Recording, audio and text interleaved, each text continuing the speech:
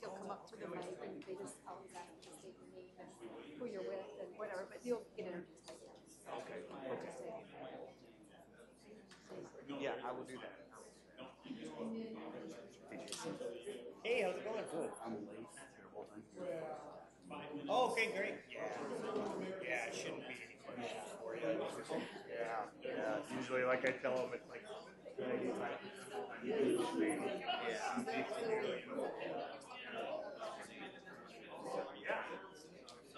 So I'm still trying to get.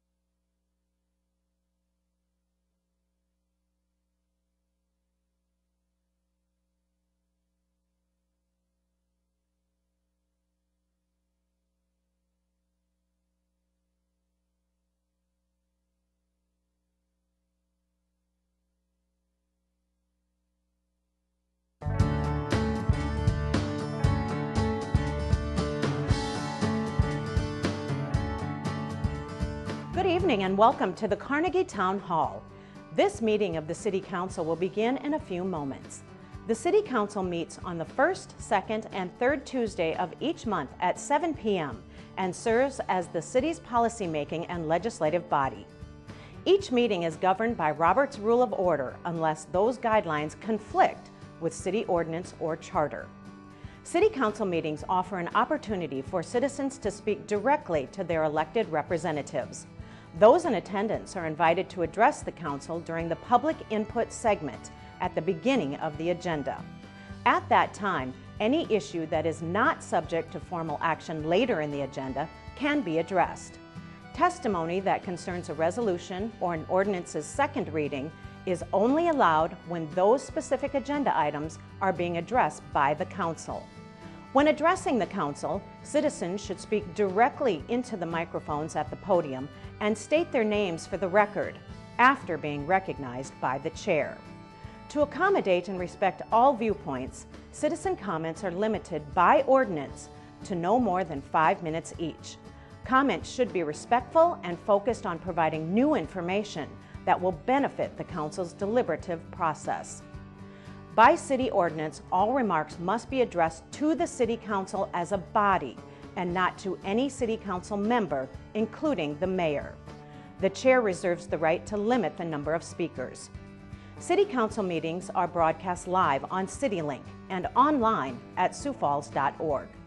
Information regarding the City Council, its committees, meetings, briefings, and members is available by visiting siouxfalls.org/council or by calling the Council office at 605-367-8085.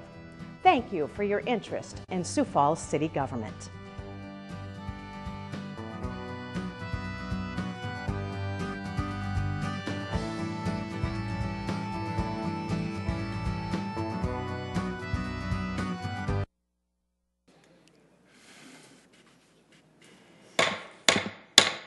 Good evening, everybody. Welcome to tonight's City Council meeting. It is Tuesday, December 5th, and we certainly appreciate your presence, whether you're here in person or watching us on TV tonight. We will start our meeting by introducing you to your City Council. Councilmember Staley. Here. Erickson. Here. Erpenbach. Here. Kiley. Here. Neitzert. Here. Rolfing. Here. Selberg. Here. Starr. Here. Councilors, thanks so much for your service. Thanks for being here tonight. We appreciate it. In the city of Sioux Falls, we start our City Council meetings with an invocation.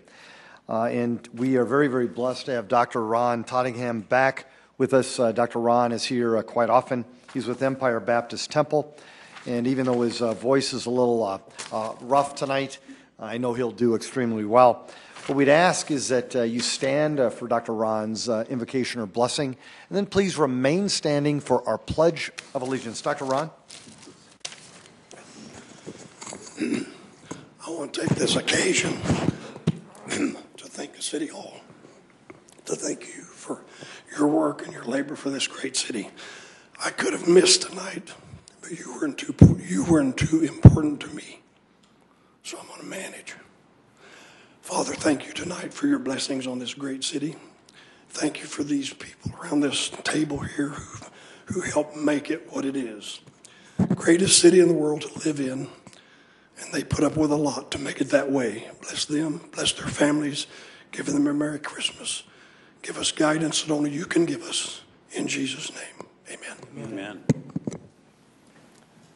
I pledge allegiance to the flag of the United States of America and to the republic for which it stands, one nation, under God, indivisible, with liberty and justice for all. I'm proud of you, buddy. Thanks for your just in case. This is the last one, right? I can always ask him. Well, good evening, everybody, and welcome to tonight's City Council meeting. We're certainly pleased to have you here. Every now and then we'll have a proclamation that I'll read on behalf of the people of Sioux Falls. I've got two tonight. First of all, is Alan Berdahl and Roland Beard here, please? Welcome. No, come forward, please, please. just introduce yourself to the people of our great town. Thank you. My name's Alan Birdall. Roland Beard. And Alan, why are you here tonight? We are here to receive a proclamation. This Saturday is the 30th annual Tuba Christmas in Sioux Falls. And we are performing at First Lutheran Church at 2:30 on Saturday afternoon. First Lutheran Church, Saturday afternoon, 2:30. Very good, Alan. Here we go. Proclamation reads, whereas tuba Christmas concerts were conceived in 1974 by renowned tubist Harvey G. Phillips and have become an annual holiday tradition in cities throughout the world, including Sioux Falls. Whereas the concerts honor all great tuba and euphonium players through the legendary artist-teacher William J. Bell, born Christmas Day 1902, and pays tribute to all composers who have given solo and ensemble literature to these grand and deserving instruments through American composer Alec Wilder, who contributed his arrangements of Christmas carols to Tuba Christmas and who died on Christmas Eve, 1980. Whereas Tuba Christmas brings together tuba and euphonium players of all ages to perform public concerts of traditional Christmas carols. This year, local performances are scheduled at the Children's Care Hospital and School and, as Ellen said, First Lutheran Church. Whereas the concerts would not be possible without the efforts of Tuba Christmas coordinator Ellen Birdall and conductors Roland Beard and Alan Birdall. Now, therefore, I, Mike Huther, Mayor of the City of Sioux Falls, do hereby proclaim December 9th, 2017 as Tuba Christmas Day in Sioux Falls and encourage all citizens to support this event by attending the concert at First Lutheran Church once again on December 9th at 2:30 p.m. Let's give them a round of applause.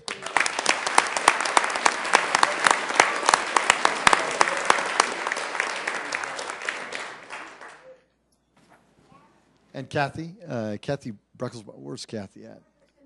Okay, welcome. No, I love it. Thank you. Please introduce yourself to the people of our town. Margaret Straley. I'm a resident of Sioux Falls for 34 years as of about a week ago. Margaret, thank you. Appreciate it. The proclamation reads, whereas Human Rights Day is observed around the world each year on December 10th, which is the anniversary of the signing of the Universal Declaration of Human Rights in 1948, and has helped people all over the world to learn about their rights as human beings. Whereas the people of the world have made significant progress on human rights that can be recognized and celebrated, such as more school enrollment, reductions in hunger and in child mortality, and progress on gender equality and empowerment of women. However, more needs to be done to ensure basic human rights for all people. Whereas special events that support matters of human rights, including the awarding of the Nobel Peace Prize, are often held on this day. In Sioux Falls, we celebrate this day by holding an awards ceremony for the Human Rights Day Essay Contest for 7th and 8th graders in Sioux Falls, Brandon, Harrisburg, and T. Whereas the students have been writing essays expressing their feelings and thoughts on this important topic and raising awareness about the Declaration and about human rights in their classrooms and homes. Whereas this year's topic is caring for our global home. Human life depends on the earth as much as the ocean for our sustenance and livelihoods. In 1915, 193 nations adopted a plan, the Sustainable Development Goals, to achieve a better future for all, a path to end extreme poverty, fight inequality and injustice, and protect our planet. Now, therefore, I, Mike Huther, Mayor of the City of Sioux Falls, do hereby proclaim December 10th, 2017 as Human Rights Day in Sioux Falls and congratulate the winners of the essay contest and encourage the community to observe the day and to work for human rights for all people of every day of the year. Before I ask for their applause, any thoughts? I just had some notes that I was going to say about. Thank you, Mr. Huther. You're welcome. December 10th is Human Rights Day, the anniversary of the signing of the Universal Declaration of Human Rights. And we'd like to invite the public to attend our awards ceremony on Sunday, December 10th at 2 o'clock. This will be at the Multicultural Center here in downtown. The winning students will read their essays, and we're always impressed at what these 12 and 13-year-olds can write. We expect someday there'll be some authors among them. This year's topic, caring for our global home. And I'd like each of the students to stand and say their name, their grade, which school they came from, and the title of their essay. Go ahead, right here in front row. Come on up. My name is McKay Buchanan. I'm in 7th grade at Edison Middle School, and my topic, my essay is titled Earth, Our Global Home. Thank you. It was right behind you there. Stand up, come on up. You recognized. It's well worth it. My name is Davis Schaefer. I'm an 8th grader at Edison Middle School, and my essay is titled Deforestation, a Worldwide Crisis. Any others? Young people, just come forward. Just come on forward there. Thank you. Great job.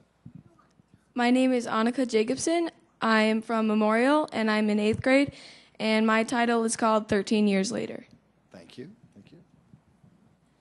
Hi, my name is Patrick Vogel. I go to Sioux Falls Christian. I'm an 8th grader there, and the title of my essay is Caring for Our Global Home. Hi, my name is Bella Martinez. I go to Edison Honors, and the title of my essay was To My Descendants, I Am Sorry.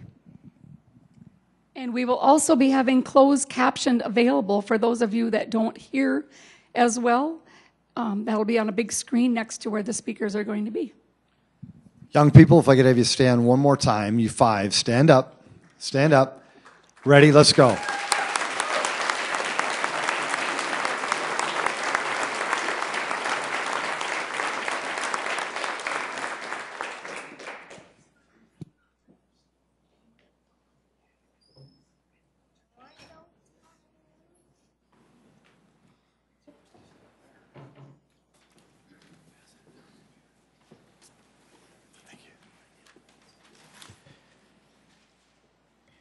Council, thank you for that opportunity. Really appreciate it.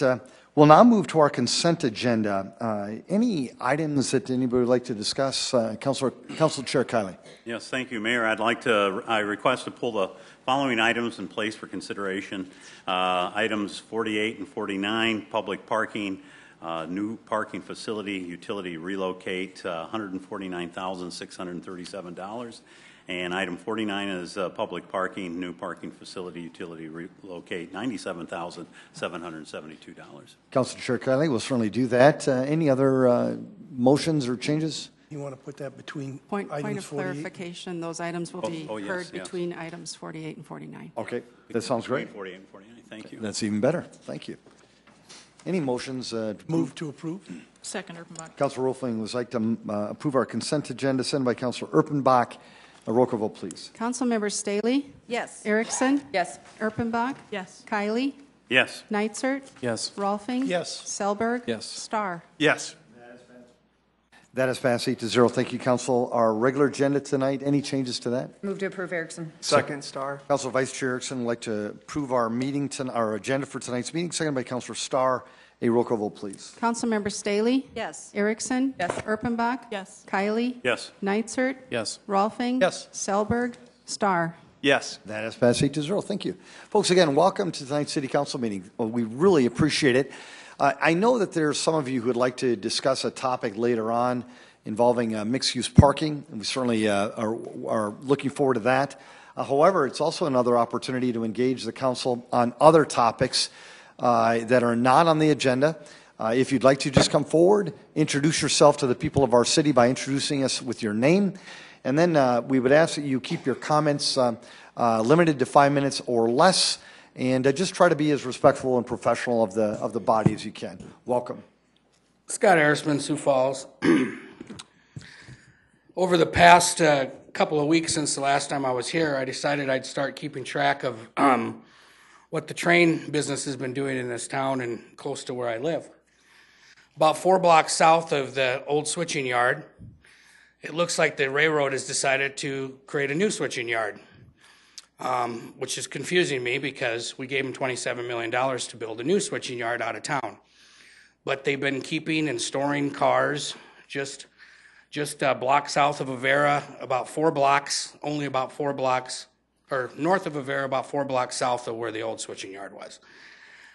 They are holding trains there. They are keeping up to 20, 30 cars there, storing them there. They're keeping tankers.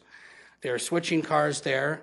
Last week, I was blocked 4 days in a row at noon over the lunch hour on Cliff Avenue from the trains, switching and backing up and going back and forth. Today, they were switching at 5, they were doing the trains at 5 o'clock. This is pretty normal occurrence. I guess I'm really confused why we paid $62 a square foot, gave $27 million to the railroad to move the switching yard, and they're still continuing to switch only 4 blocks away from where they moved. I don't know why this wasn't negotiated in the deal.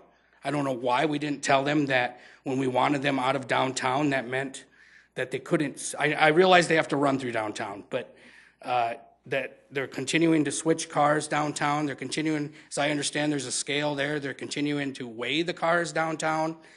They haven't moved out of downtown. This $27 million that we took from the federal taxpayers, which I call pork, we didn't accomplish the rail traffic, switching traffic thing that we said we were going to. And I just don't understand how we can give the railroad that much money and they continue to switch their cars downtown. Why can't they switch them in their new switching yard? As for the $62 a square foot, that's a lot of money to pay. I was checking real estate and commercial real estate. The average price of commercial real estate, and you got to understand this is stuff that's ready to haul dirt off of or ready to build. This isn't what we were handed, a bunch of railroad tracks that we got to clean up yet. Is about $2.50 to about $17 a square foot. We paid $62 a square foot. There is no way we are ever going to get our money back from that. And the trains continue to switch their cars downtown. Thank you. Thanks, Scott. Folks, anybody else? Welcome. Good evening. My name is Heather Pastor. I want to start out to mention a situation that I kind of sort of ran into last week. This lady right here approached me on the street to tell me that, the meeting wasn't going to be last Tuesday, this Tuesday. Apparently, she said that you said that I was going to be cut off my speaking time. Why is beyond me, because I just want to clear the air by saying one thing. First off, my fiance's not here because there is a miracle after all. He finally got a job, so he's at work right now. I wasn't saying the same thing that the other people were saying. I can clarify that my situation is different than other people's. I am still very much getting my abilities held against me, and I just want to say that I don't agree on your guys' decision on the parking thing or even the downtown bus stop. Come to think of it, I was physically assaulted at that bus stop, that same bus stop, where the cops did nothing about it. I don't think that people really know what it's like for a person like me to get the runaround game and to get turned away. And I just want to say that, you know what, I just don't agree on your guys' decisions on things because, you know, I guess if you live a good life and you have big money and big fancy cars and you have it good, then you don't know what it's like to walk in somebody else's shoe. The reason why me and my fiance have to pay out of pocket out of the only income we get for hotels is because we cannot get in nowhere. There's no way we don't even have housing anymore. Our housing was taken away from us, and it's discrimination. That's all I have to say, so you guys have a good one. Thank you. Welcome. Folks, if anybody wants to speak, just come on up forward, please. Welcome.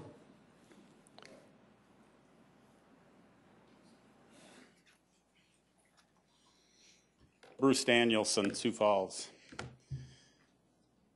The last few weeks have been kind of interesting. I was up here speaking, and I got shouted down, and there's been a lot of response from just being able to try and talk up here and the way I was treated. And I just wanted to let everybody know that words have consequences. I've watched over the last couple of weeks as this topic we're going to be discussing later in the show happens, that there's been a great deal of acrimony, rancor. There's been accusations that people are liars, and I'm just talking about members of the dais in front of me that have been saying this. We have a problem as citizens here in Sioux Falls of trying to understand what's going on in this town because we've lost trust in this body. We want to see something happen here. We've been working really hard to inform people. We'd like more transparency, but apparently transparency is too big a word for this group to understand. And then we run into problems with ethics. All we're doing is asking questions, and we get shouted down. We recently heard a public speaker at the meeting saying, "We aren't here to entertain, we're here to inform." Why do you reject us when we try to inform? I see people playing with paperwork, I don't know, playing with your phones while we're up here, and it's a continuing process. Several of the people I'm actually watching here aren't even watching me or watching any of the other people that have been up here. So some of the people in front of me don't even try to return our phone calls or emails. I don't know. Why don't you? You know, there's 175,000 people in this town, and we'd like to have some answers. We'd like to be able to have a decent discourse. But this group seems to think they know everything.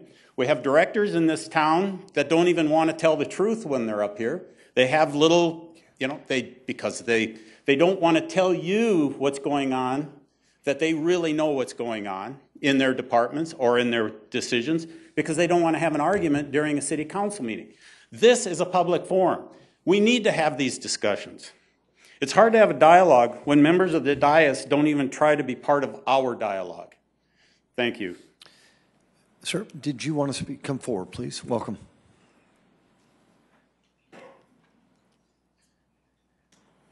My name is Doug Roy. I live in Sioux Falls 2003. I single dad, 2 daughters. In 2008, I got close to my daughter, the mother running. In 2012, I got divorced. I got temporary custody. In 2014, the mother running on the daughter. In May 20, Monday, I have my 2 daughters living with me, and I have a full custody. I'm working 4 in the morning. I go to work. My friend watching my 2 daughters. He walking to the bus with my little girl, the 11. The mother come here at my house, pick up the girl, the 13 years. He come here to the school and pick up my other little girl, the 11 years, and running. I report on the police. The police say me is kidnapped, Amber Alert. The detective don't want to keep the order in the Amber Alert. And the mother, they have 13 warrants in the state of South Dakota. I go on the SBI. I go on the police. My lawyer is John Wilcon. And as of 5 months ago, I signed the paper for order the arrest. And the judge, can sign the paper right now. I don't know why. I have a good record here. I love my daughter, and this is my big problem I have right now in my life. I need help. I have a paper, have a full custody. But I don't know why it's different. I know can man make a mistake and woman make a mistake. But the land no say, you make a too many mistake, you go pay the price. And right now, I pay child support, I pay full insurance, I have full custody, and I no can see my daughter. Thank you. Thank you very much, sir. Appreciate it. Folks, anybody else want to engage the council? Welcome.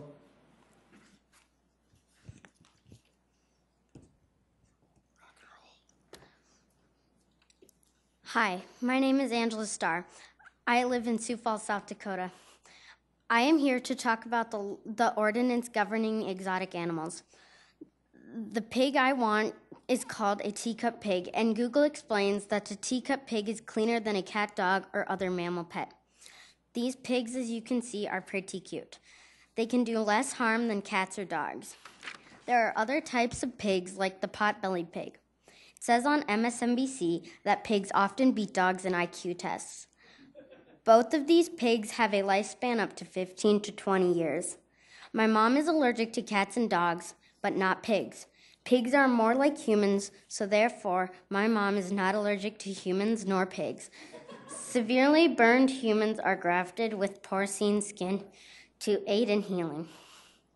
I want the law to change, not just because I want a pig, but because if you are able to have a dog or cat, you should be able to have a pig as well. And I am not saying that there should not be any rules about pigs. But don't laugh at me or say I'm crazy, but I think that it is unjust because I think everyone should have a home. Because I think if any of you are stuck in a shelter, you would be pretty sad or upset. As you can see, I want to be a responsible pet owner as I am trying to have the ordinance changed prior to obtaining a teacup pig. It Ordinance 90.008, Keeping of Animals. Section D.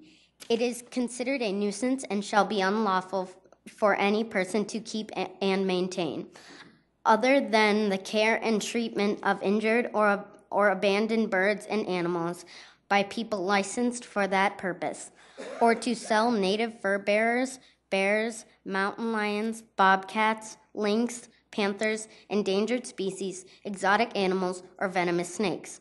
And Section F. It shall be unlawful for livestock to be kept within the city limits, except that such livestock may be kept on property that is classified as AG Agriculture District under the zoning ordinance of the city of Sioux Falls. This section shall not apply to livestock kept as a part of any research, educational institution, stockyard, or temporarily exhibited.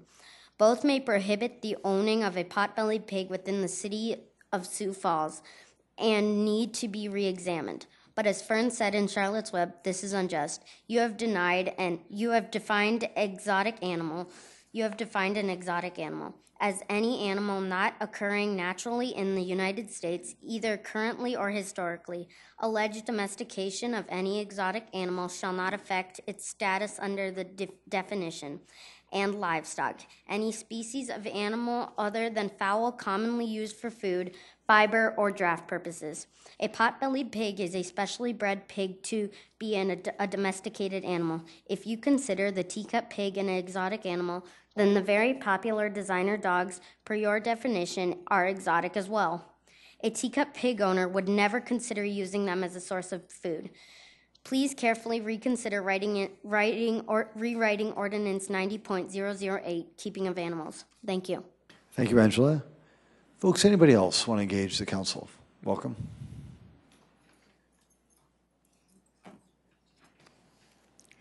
Hi, I'm Stephen Ciano. I also had an exotic pet. It was a spider. I told somebody I had a spider, and it's unassuming. It doesn't bother anyone. It would grab some insect that would be just innocently passing by and splat hit it with some web. And it was really interesting to watch. Didn't bark or anything like that. I mentioned it to somebody on the bus, and I was asked if I named it. I was like, why would I name it? It's not going to jump up on my lap if I call it. So what's the point? Well, yeah, I'm all for whatever animal's not going to interfere with someone else. Now, really, I was interested in presenting to you something today, a thought about the difference between public and private, criminal and civil, and with privacy is secrecy. Former Cook County public guardian, Patrick T. Murphy, was quoted as saying that the secrecy that is supposed to protect children actually harms them, and he later became a judge. So somebody's listening somewhere to the truth. But privacy is only, it can't be extended to the public, like the government. It's not lawful. There is American law, there is natural law. We have a country that's supposed to be based on natural law. If you read the Declaration of Independence, It's a natural law document. It's saying we are all equal. There is nobody superior than anyone. And there are many in history who have said the same thing and have been injured in various ways and killed for saying such. And I would hope that we in this country and in this city would do better. I have been different since I was young. There are some people that came up here saying they were in 8th grade. I was never in 8th grade. I skipped ahead through 8th grade. And then I tested out early from high school. So I don't know what that's like. Oh, well, we're all different. Jesus was a great teacher, and yet, unfortunately, his anti-religionist direct connection with the Almighty has been lost in religion that was somewhat based on him. As human rights activist Gandhi said, "I like your Christ, I don't like your Christians. You Christians are so unlike your Christ." And he also said, as I recall, he's quoted as saying, anyone who doesn't think that religion is politics doesn't know religion. And there's a lot of interesting quotes, but I see that Jesus taught much the same as Socrates, who said the unexamined life is not worth living. And it's the golden rule that rules. Thank you. Folks, did anybody else want to engage the council? Welcome.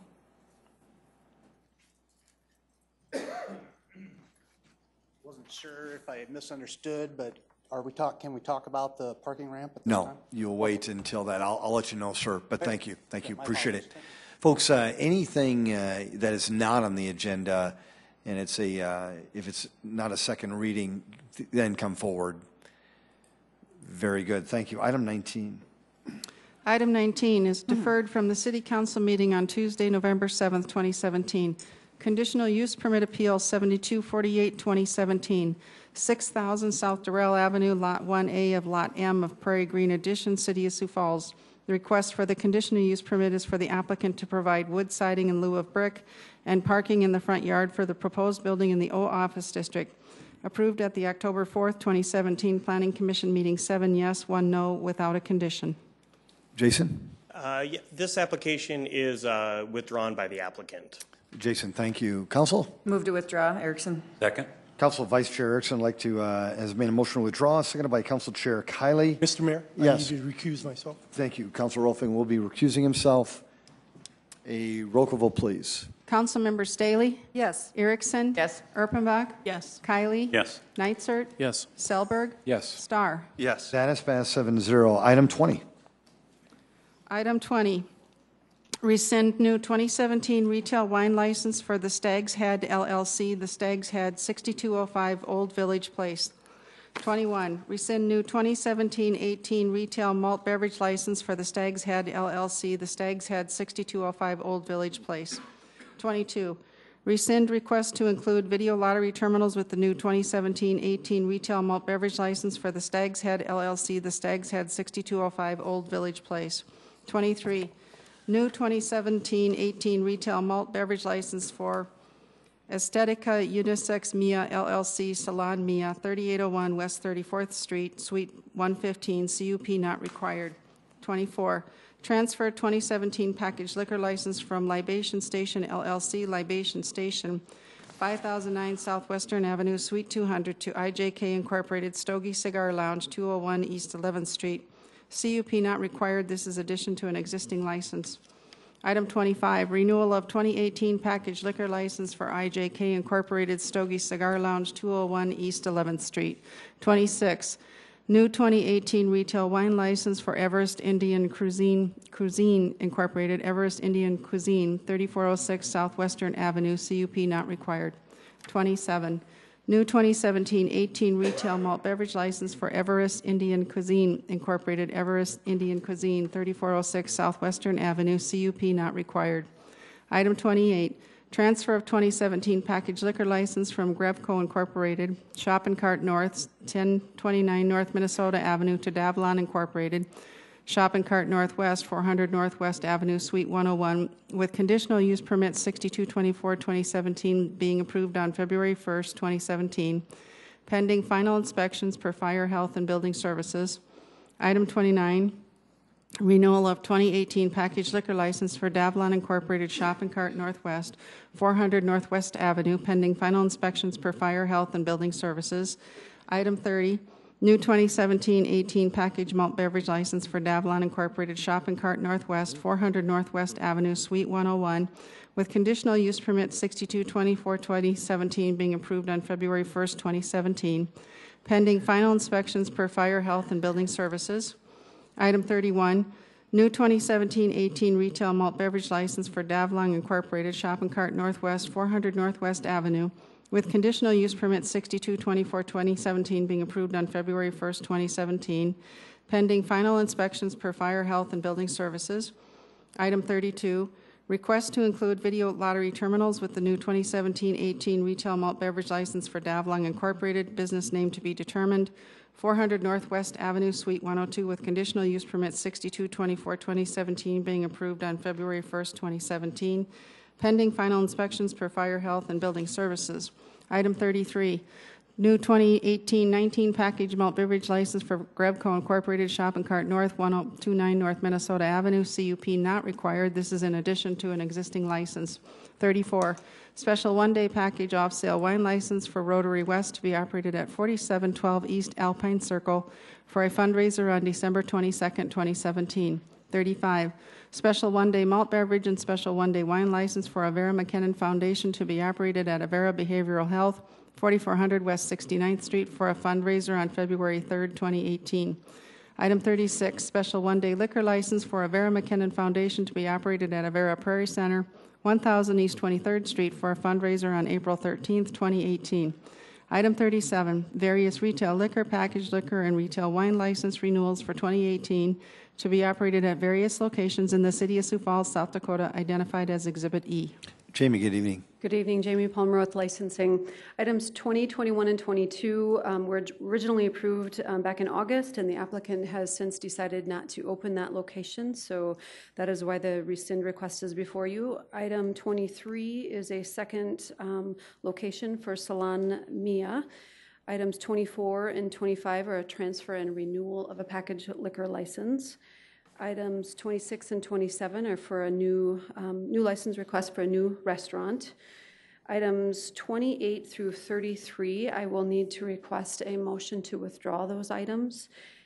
Items 34, 35, and 36 are all special one-day licenses that meet the state law requirements.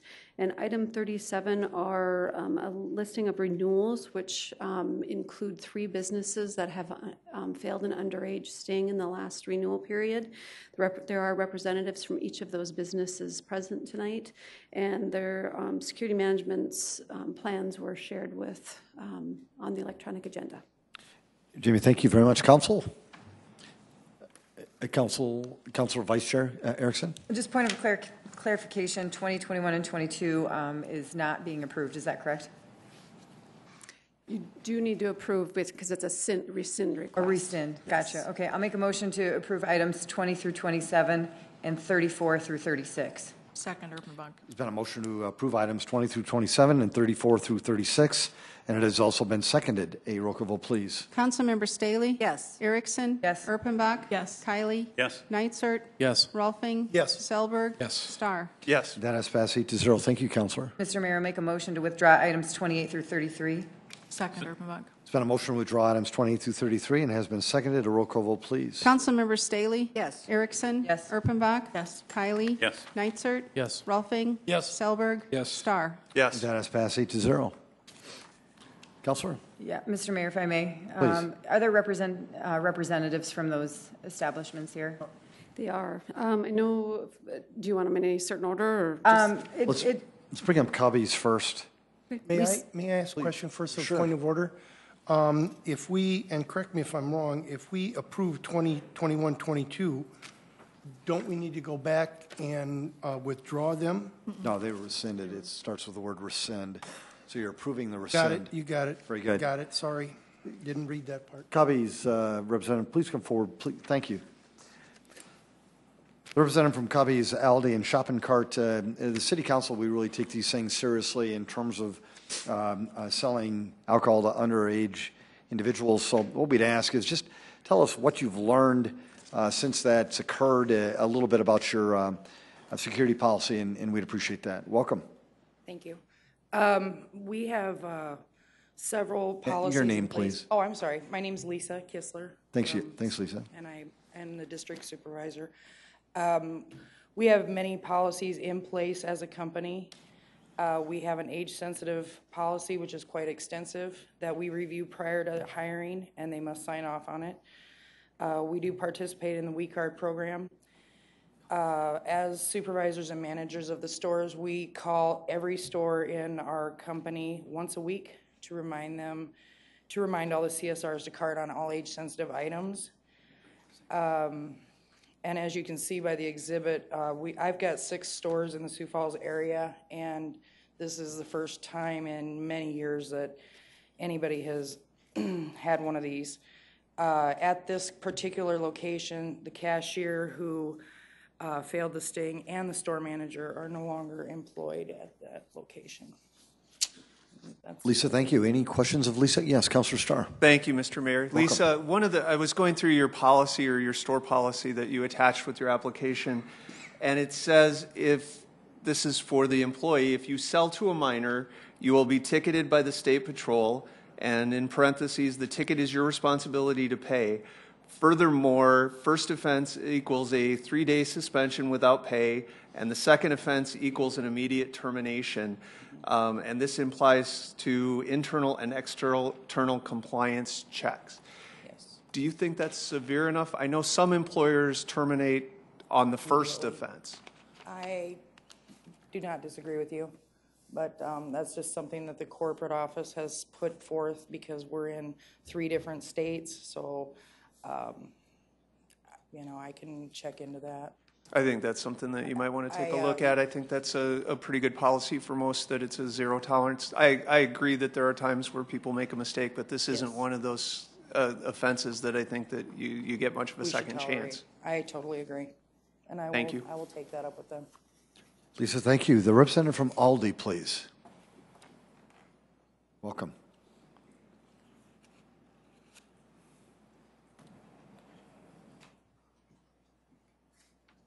Hi. Good afternoon. My name is Anja Baumgarten. I'm the district manager for the stores here in Sioux Falls.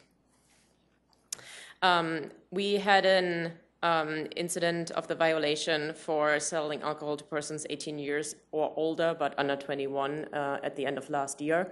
I am personally responsible for any personnel issues related to those stores, so I took that incident also very serious when I was made aware of. After that violation, we immediately conferenced the employee to, first of all, find out how that incident happened. We have a very extensive training program that all of our employees have to go through in the beginning and yearly to really keep up to date with all regulations and all policies that we have. It did turn out that the employee did indeed check the ID from the person that was buying the alcohol, but she did the calculation of the birth date wrong, and got the year wrong, and therefore sold under a person under 21 years of age. We also informed the employee that all violations are up to and subject to disciplinary action up to and including termination. We did consider our surveillance videos to ensure that the employee was indeed checking the ID and was just doing the calculation wrong, which indeed happened. The video surveillance was very clear on that. Therefore, we decided to not terminate that employee. However, as of today, the employee is no longer with the company as well. We also did reassign all of our alcohol sales training, which is a computer-based training, to all of our employees within the city of Sioux Falls. So both of the stores, including the store managers and myself, went through the whole training program again. And I had 2 store meetings, one at the location of the store in Louise Avenue where the incident happened, and then also at the Aldi store on East Arrowhead Parkway where I again ensured that everyone was fully aware of our policy and that any other incident will lead to termination immediately. Thank you very much. Any questions? Yes, Councilor Starr. Absolutely. I guess my question is about, do your cash registers, or is there an electronic form that they do a check, though, that they're not doing a manual calculation? They don't have to do the manual calculation. That was on her fault that she was doing it that way. We do have our register set up that it is asking if the person appears to be 40 years or older. If you do hit yes, then it does not require to ask for the ID. If you do hit no, you have to enter the birth date, and the register will tell you automatically if that person is 21 years or younger. Yeah, so she did not have to do that. That was... yeah, it's working. She could not give us a reason why she did it. I guess it wasn't well known to her that was the case. Thank you. Councilor Rolfing. Yes, thank you for being here. As you can tell, we do take this seriously. My question is, was the person that they were selling alcohol to from South Dakota, was a South Dakota plate? It was a South Dakota driver's license. It was a vertical driver's license. However, the employee that was employed with us at that time and where the incident happened, she was from Minnesota, which in Minnesota, apparently the vertical licenses are members of the United States Army. She even thanked him for his service. So she definitely did take a look at it. She wasn't aware that the vertical licenses and That answers my question. She's aware of it now, though. So yes, thank you. Yeah. Thank you. Very good, thank you. Shopping cart, please. Shopping cart? Shopping cart, one last chance. Council, would you want to make a motion on Cubbies and Aldi, and then maybe we'll save shopping cart for another day? I would make a motion to defer shopping carts renewal until January. Well, I better wait. Hang on. Can I ask Jamie a question first before I do that? Jamie? When does their license expire? December 31st. If I might, the items that we defer or that we withdrew tonight were his items as well, or this particular applicant. So if I could request that you defer them to December 19th, because he will be here that evening as well. So if that works for Councilor you. Starr? For me, I would move to defer the item until December 19th. Very good. Second. And there's a second on that. Thank you, Councilor Chair Kylie. It's been a motion to defer the shopping cart item until December 19th. Roll call vote, please. Councilmember Staley? Yes. Erickson? Yes. Erpenbach? Yes. Kylie? Yes. Neitzert? Yes. Rolfing? Yes. Selberg? Yes. Starr? Yes. That has passed 8-0. And Jamie, you're going to talk to him, right? You should have been here tonight. Very good. And then a motion to approve Cubbies or Aldi? So moved. And a motion by Councilor Rolfing, second by Councilor Vice Chair Erickson. Councilor Erpenbach? My question is, did we approve the other ones first? We haven't approved all of the items for item 37 yet, I don't believe. Or did I miss No, that's something? what we're doing. That's what we're doing right now. He just said Aldi's and Cubbies. I wanted to make sure we were approving all of them. Oh, very good. Jamie, what do you Yeah, recommend? there are other locations other than what the people came up to talk about, but Very good. Then why don't we approve item 37 thank you. minus Grevco Inc., I think would be clear. Thank you very much. Would you be willing to change your motion? Yes. Councilor Vice Chair? Very good. There's been a motion to approve item 37, of course, minus the item that you've already addressed. A roll call vote, please. Councilmember Staley? Yes. Erickson? Yes. Erpenbach? Yes. Kylie? Yes. Neitzert? Yes. Rolfing? Yes. Selberg? Yes. Starr? Yes. That has passed 8-0. Thank you. Item 38. Item 38 is a second reading. An ordinance of the City of Sioux Falls, South Dakota, rezoning property located at the northeast corner of North Weber Avenue and East 7th Street from the REC Recreation District to the LW Live Work District Petition number 7457, 2017, and amending the official zoning map of the City of Sioux Falls. Planning Commission recommends approval 6-0. The applicant and owner here is the City of Sioux Falls. It is located at the northeast corner of North Weber Avenue and East 7th Street. It's roughly 0.24 acres in size. The purpose of this rezoning is the city is looking to sell the old East Side Fire Station building.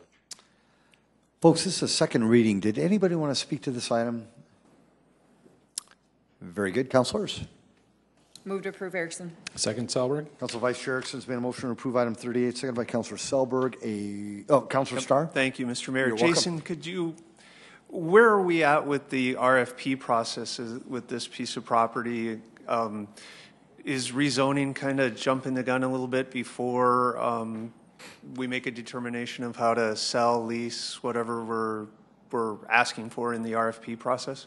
I think they're far enough along in the RFP process. I know they've had people looking at it, that most of the people that are going to obviously do a proposal for it and want it rezoned to something that would allow some office and some minor retail. So I think we're far enough along to do the rezoning part. So then when somebody does get the RFP, that they can go ahead and start work right away. So thank you. Good job.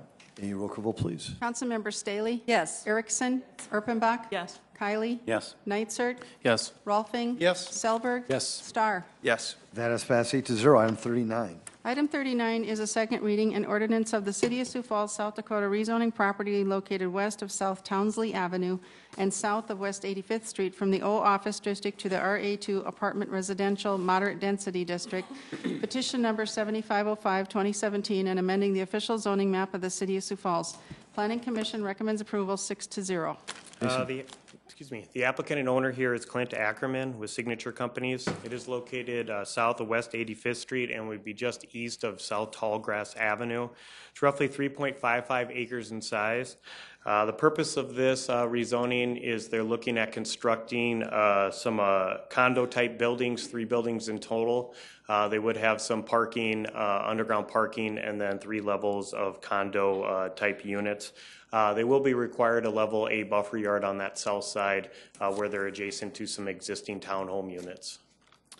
Jason, thank you. Folks, anybody in the audience want to address the council on this topic? Councilors? Move to approve Nitzert.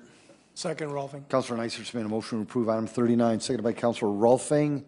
A roll call vote, please. Councilmember Staley? Yes. Erickson? Yes. Erpenbach? Yes. Kylie? Yes. Nitzert? Yes. Rolfing? Yes. Selberg? Yes. Starr? Yes. That has passed 8-0. Item 40.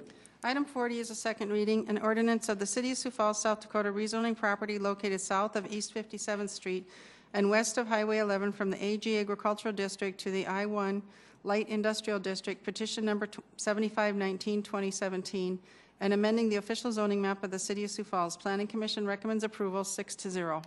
The applicant and owner here is David Lawrence. It's located just west of Franklin Motors on Highway 11. It's roughly 14 acres in size. The purpose of this rezoning is the applicant is looking at constructing some mini warehouse type units on the south side of the property, and then the north side of the property will be retained for some future contractor shop uses. Folks, again, a second reading. Anybody want to engage the council on this topic? Councilors? Move to approve Erickson. Second. Councilor Erickson's made a motion to approve item 40, seconded by Councilor Vice Chair Kylie. A roll call vote, please. Councilmember Staley? Yes. Erickson? Yes. Erpenbach? Yes. Kylie? Yes. Nitzert? Yes. Rolfing? Yes. Selberg? Yes. Starr? Yes. That has passed 8-0. Item 41. Mr. Mayor, I need to recuse myself. Thank you. Councilor Selberg is going to recuse himself on item 41. Second reading, an ordinance of the City of Sioux Falls, South Dakota, rezoning property located at 6506 and 6512 South Vintage Place from the RS Single Family Residential Suburban District to the RD1 Twin Home Duplex Residential Suburban District, petition number 7584, 2017, and amending the official zoning map of the City of Sioux Falls. Planning Commission recommends approval 6-0. Jace. The applicant and owner here is Darren Blair. It is located just south of 69th Street and just east of the Prairie Green Golf Course. It's roughly 1.43 acres in size. The purpose of this rezoning is the applicant is looking at constructing 1 twin home on the 1.43 acres. Jason, thank you. Folks, anybody want to engage the council? Councilors? Move approval, Rolfing. Second. Councilor Rolfing's made a motion to approve this item, seconded by Councilor Chair Kiley. A roll call vote, please. Councilmember Staley? Yes. Erickson? Yes. Erpenbach? Yes. Kiley? Yes. Nitzert? Yes. Rolfing? Yes. Starr? Yes. That has passed 7-0. Item 42. Item 42 is the second reading and ordinance of the City of Sioux Falls, South Dakota, rezoning property located at 1010 East 9th Street from the RT1 Single Family Residential Traditional District to the C2 Commercial Neighborhood and Streetcar District, petition number 7593, 2017, and amending the official zoning map of the City of Sioux Falls. Planning Commission recommends approval 6-0. The applicant and owner here is Erica Billion. It is located on East 9th Street. It's roughly 0.11 acres in size. The purpose of this rezoning is they're looking at doing some significant remodeling to the old Queen City Bakery wholesale building and also providing a large parking lot. This lot will be actually used for the required buffer yard to buffer this proposed additions to the existing single-family homes to the east of this proposed development. Folks, anybody want to engage the council on this topic? Councilors. Move to approve, Erickson. Second, Erpenbach. Council Vice Chair Erickson has made a motion to approve item 42, seconded by Councilor Erpenbach. A roll call vote, please. Councilmember Staley? Yes. Erickson? Yes. Erpenbach? Yes. Kiley? Yes. Nitzert? Yes. Rolfing? Yes. Selberg? Yes. Starr? Yes. That has passed 8-0. Item 43. Item 43 is a second reading, an ordinance of the City of Sioux Falls, South Dakota, rezoning property located at 7101, 7107, and 7113 South Man Cave Place from the O Office District to the RCD Residential Cluster Development Planned Unit Development District, petition number 7618, 2017, and amending the official zoning map of the City of Sioux Falls. Planning Commission recommends approval 6-0. The applicant and owner here is Preston Metler. It is located just northwest of Landscape Garden Centers on South Minnesota Avenue. It's roughly 0.75 acres in size. The purpose of this rezoning is the applicant is looking at constructing some single-family homes. These homes will, first level will be the garages, and then the second level will be the living space for these homes. Thanks, Jason. Anybody want to engage council on this topic? Move to approve, Erickson. Second, Selberg. Council Vice Chair Erickson has made a motion to approve item 43, seconded by Councilor Selberg. Yes. Councilor Rolfing. Jason, how do they get in and out of here? Man Cave Place there will be constructed, and so they'll go north up to whatever the North Street is there. You went by that. It'll kind of be a cul-de-sac dead end there. So I think the name is great, so I'm going to approve it. Yeah. Okay. A roll call vote, please. Councilmember Staley? Yes. Erickson? Yes. Erpenbach? Yes. Kiley? Yes. Nitzert? Yes. Rolfing? Yes. Selberg? Yes. Starr? Yes. That has passed 8-0. Item 44. Item 44 is a second reading, an ordinance of the City of Sioux Falls, South Dakota, the city authorizing the issuance of its sales tax revenue bonds, authorizing the use of the proceeds thereof to pay the cost to design, construct, equip, and furnish a new parking structure to include approximately 520 parking spaces and related improvements to be located at 110 South Mall Avenue in the City of Sioux Falls, South Dakota, together with site, street, and drainage improvements, landscaping, and related facilities and equipment, and the cost of issuance thereof, and pledging a portion of the sales and use tax proceeds of the city to the payment of said sales tax revenue bonds, fixing the terms of such sales tax revenue bonds, authorizing the execution and delivery of a second supplemental indenture to an amended and restated indenture of trust between the city and the First National Bank in Sioux Falls, and authorizing the sale, execution, and delivery of such sales tax revenue bonds in an amount sufficient, one, to fund a deposit of bond proceeds in an amount not to exceed $16,500,000 to a construction fund to finance such project, two, to pay costs of issuance of such bonds, and three, to fund capitalized interest, if any debt service reserve fund. Good evening, City Council. Darren Ketchum, Director of Community Development. Thanks for having us here tonight. Finance Director Tracy Turbeck and I, and along with other members of our team, are here to present the mixed-use parking ramp for your consideration. Just to recap the scope of this project that we're asking for these bonds, this is a historic $50 million investment in our downtown that will be an iconic 13-story mixed-use development. $20.6 million of this development is to pay for a public parking structure that will have 525 public parking spaces. The private development is estimated at $30 million and will be a hotel and approximately 37,000 square feet of commercial space. The city budget for this project, as I stated, is $20.6 million. Here's a more detailed breakdown of the city project budget. The budget consists of 3 categories: ramp construction, site improvements and administration, and professional services and contingency. Next, I'd like to ask Finance Director Tracy Turbeck to come forward and talk about the bond ordinance and the capital program amendment.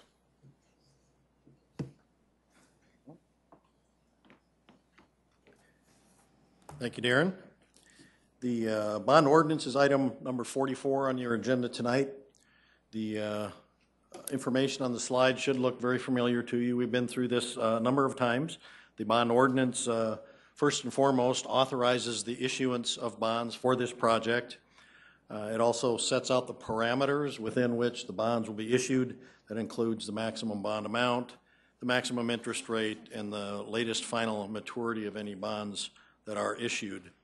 The ordinance also establishes the use of the bond proceeds, which include a deposit to the construction fund in the amount not to exceed $16.5 million. It also includes funding for a debt service reserve, as well as funding the cost of issuance and capitalized interest, if any.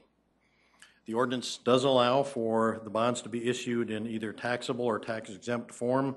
As I've mentioned to you before, our expectation is that they will be issued as taxable bonds for the purpose of maximizing the flexibility of managing the ramp once it is constructed.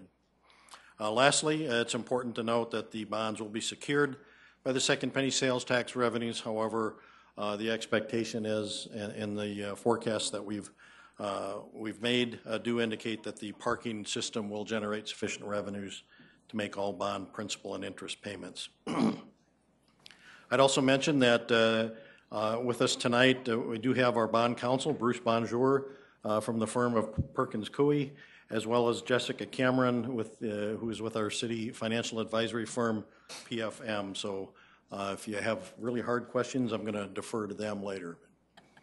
The second item that Darren mentioned that I'll be addressing is the capital program amendment. That appears as item number 47 on your agenda tonight.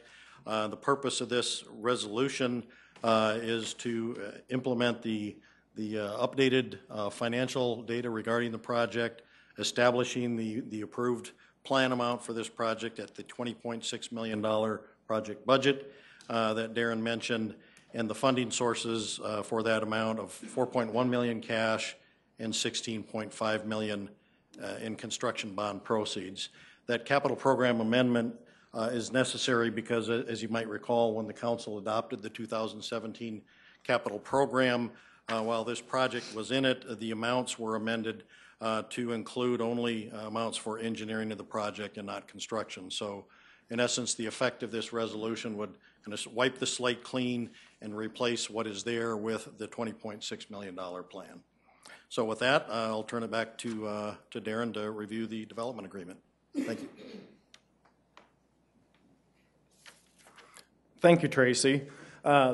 Here's just an overview of the development agreement.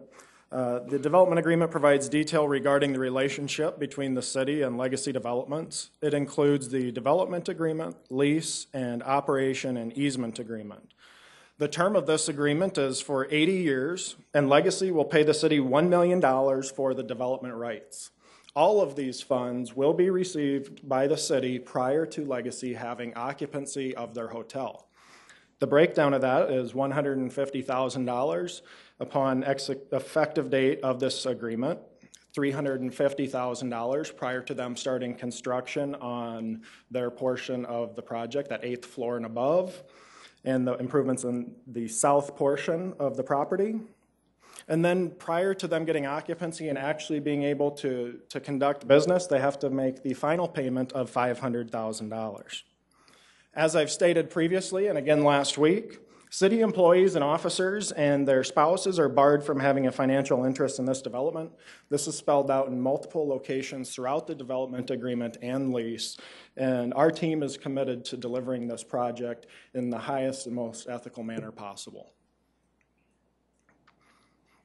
Oops. Our construction manager at risk for this project is Journey Group from Sioux Falls. And tonight our outside counsel, Bernard Nodson, is here to discuss briefly the CMAR agreement with us. Bernard, or BJ, is a construction attorney at the law firm Faegre Baker Daniels. He focuses his practice on drafting and negotiating construction contracts. Over the past 14 years, he has drafted and negotiated contracts for some of the most significant projects throughout the country. Bernard, if you would mind coming forward and just making a few brief comments, and he's also available for questions throughout this as well. Bernard, welcome. Thank you. Good evening. It's a pleasure to be here. BJ Nodson from Faegre Baker Daniels. What I thought I would do is present an overview of the construction management at-risk agreement between the proposed agreement between the city and the Journey Group. And to do that, I thought we'd cover three quick areas. The first is the scope of the agreement. The second is the preconditions that are going to be satisfied in order for the Journey Group to start construction. And then the third, just a couple of the commercially reasonable provisions that have been negotiated as part of the agreement. So the scope of the agreement is rather simple. It's the Journey Group is going to provide all the materials, services, and labor to build the parking ramp. They're also going to be doing pre-construction services. Pre-construction services meaning that they're going to be doing the estimating. They're going to be working with the architect and the design team in order to discuss issues of constructability so that they can come up with a project that is going to be, at the end, fully integrated. The parking ramp being fully integrated with the overall project development. That's something that we also included in the scope of work. The Journey Group is going to have to coordinate its services with the construction of the overall project so that at the end it will be a single project that will work and coordinate together. The other aspect of their work is to basically do the foundational elements, the foundation, the footings, things of that nature that are going to have the whole entire project held up. So we've incorporated all of that as part of the scope of work. Now, in terms of preconditions that are going to be satisfied, we've incorporated what the city typically includes before construction can commence. And those preconditions are the city has to approve the overall price, the city has to secure funds for the project, and the city has to issue a notice to proceed for the work. Now, these are preconditions that must be satisfied before they put shovels in the ground, before they actually start on the construction work itself. And those are safeguards that we've included in this construction management agreement for the benefit of the city. Finally, we've got a number of commercially reasonable provisions in here in order to protect the city's rights that we believe make this a commercially reasonable agreement. We have indemnity provisions so that if there are faults in the construction that affect third parties and those third parties then bring a lawsuit against the city, the construction manager will indemnify and defend the city from those claims. We have termination provisions that allow the city to terminate at its convenience, or if the contractor has defaulted. These are provisions that appear in all construction contracts, and we've made sure that those have been incorporated into this agreement. So ultimately, it's on the recommendation of council that the agreement that has been negotiated with Journey be executed. So if there are no further questions, I'll turn it back over to Darren. Bernard, thank you. Darren? Bernard, thanks for being here this evening. I'd like to also just offer for the council's knowledge, Journey Group is represented here this evening, and thank you, team, for being here. It's been a great process so far, and we're really looking forward to some of the next steps with Journey Group. In order to maximize this site, we do have to make a slight change to the right-of-way on Mall Avenue. In the far northeastern corner of this property, the right-of-way extends into the actual parking lot, and there's about an 838 square foot correction that has to be made. But this allows us to fully maximize the site. This change does not affect the functionality of Mall Avenue. It still operates as it does today. And the Public Works team is available and will address this item further if needed. This site is currently bisected by a storm drainage pipe. We've shared that with you in the past, and as part of this construction and in Journey's scope, this pipe will be moved to the eastern property line. This requires a 15-foot drainage easement from River Center. In return for using their 15 feet for drainage, the city will provide them with an access and parking easement on that 15 feet. There's a 30-foot easement. 15 is on their side, 15 of that storm drainage is on our property. And so they will use that. We'll get the storm drainage easement, and we'll also get a temporary construction easement to facilitate the construction of this project. Electric utilities on this site must also be relocated. There are 2 Excel pieces of equipment that Excel will move. We will pay for those items to be moved. One will just be relocated on this piece of property. The other will be relocated onto another piece of city property to the south of 10th Street near the other parking ramp. City Council, it has been our pleasure to work with you for the last number of years on this project. This is something that has taken a ton of effort, and our team, I'm so proud of the work they've put together. But just to summarize this, the need for this investment has never been greater and will only grow as our downtown continues to thrive. This is a $50 million investment in downtown that will not only provide 525 publicly available parking spaces, but will also support new revenue for local and state governments, support the creation of new jobs, and add amenities in our downtown. All of this will be accomplished without the use of taxpayer dollars. Thank you once more for the opportunity to present this momentous development for your consideration. Our team is here to answer any questions you may have, and I respectfully ask for your favorable action tonight on these related items. Darren, thank you. Folks, this is a second reading, so what that means is that you have the opportunity to engage the council on this particular topic, these particular items. As Darren has discussed, this is a topic that we've discussed. There's been a lot of due diligence and debate over at least the last 3 years on this topic. Councilors have received emails, phone calls, a bevy of face-to-face conversations, both for and against. At the same time, we certainly do appreciate you all being here and wanting to engage the council on this topic. We love the fact that you're involved in city government. If you do want to speak tonight, just a couple of things that we'd recommend. First of all, we'd ask that you come up to the front chairs, if you don't mind, so that when the next speaker is done, you could just come right on up. David, please sit down until I'm ready for you.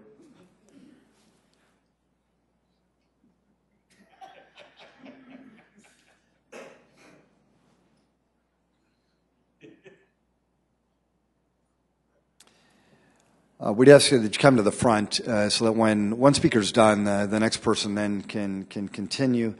All we ask, just state your name so the people of Sioux Falls know who we're engaging tonight. We'd ask you to keep your comments less than 5 minutes.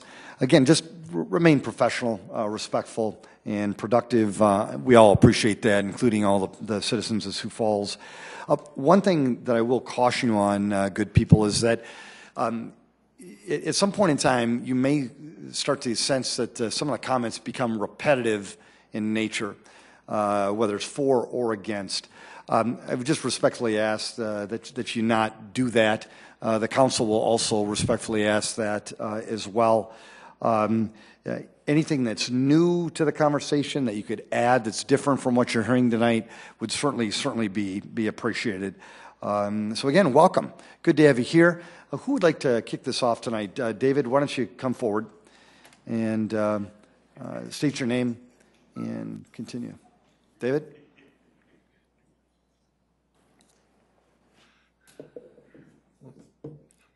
Greetings. My name is David Zokaitis, and I'm here to talk about this proposed parking ramp. Now, I've got a strong science background, so when I look at a topic, I try to be objective and clear and just try to figure out what's really going on and why. And I take that kind of perspective at public input here. Hold on a second.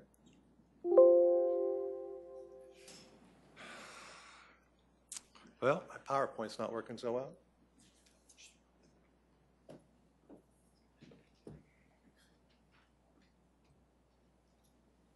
All right, so I try to be clear and objective, but sometimes a little extra skepticism is valuable.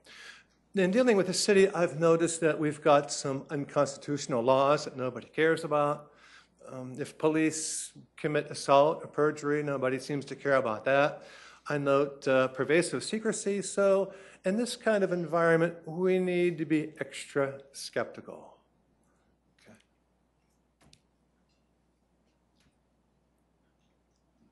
Well, okay, so the goal of this parking ramp complex is to accommodate public parking in downtown. We've got a growing city, we need more parking. So that's the supposed goal of this project. So if we wanted to get more cheap parking, the way to do it would be to expand the existing ramp at 8th and Dakota. Chatting with the guys from community development, they tell me that we could get 80 more spaces. Why haven't we talked about that? I mean, if you need more parking spaces, this would be the cheapest, fastest way to do it.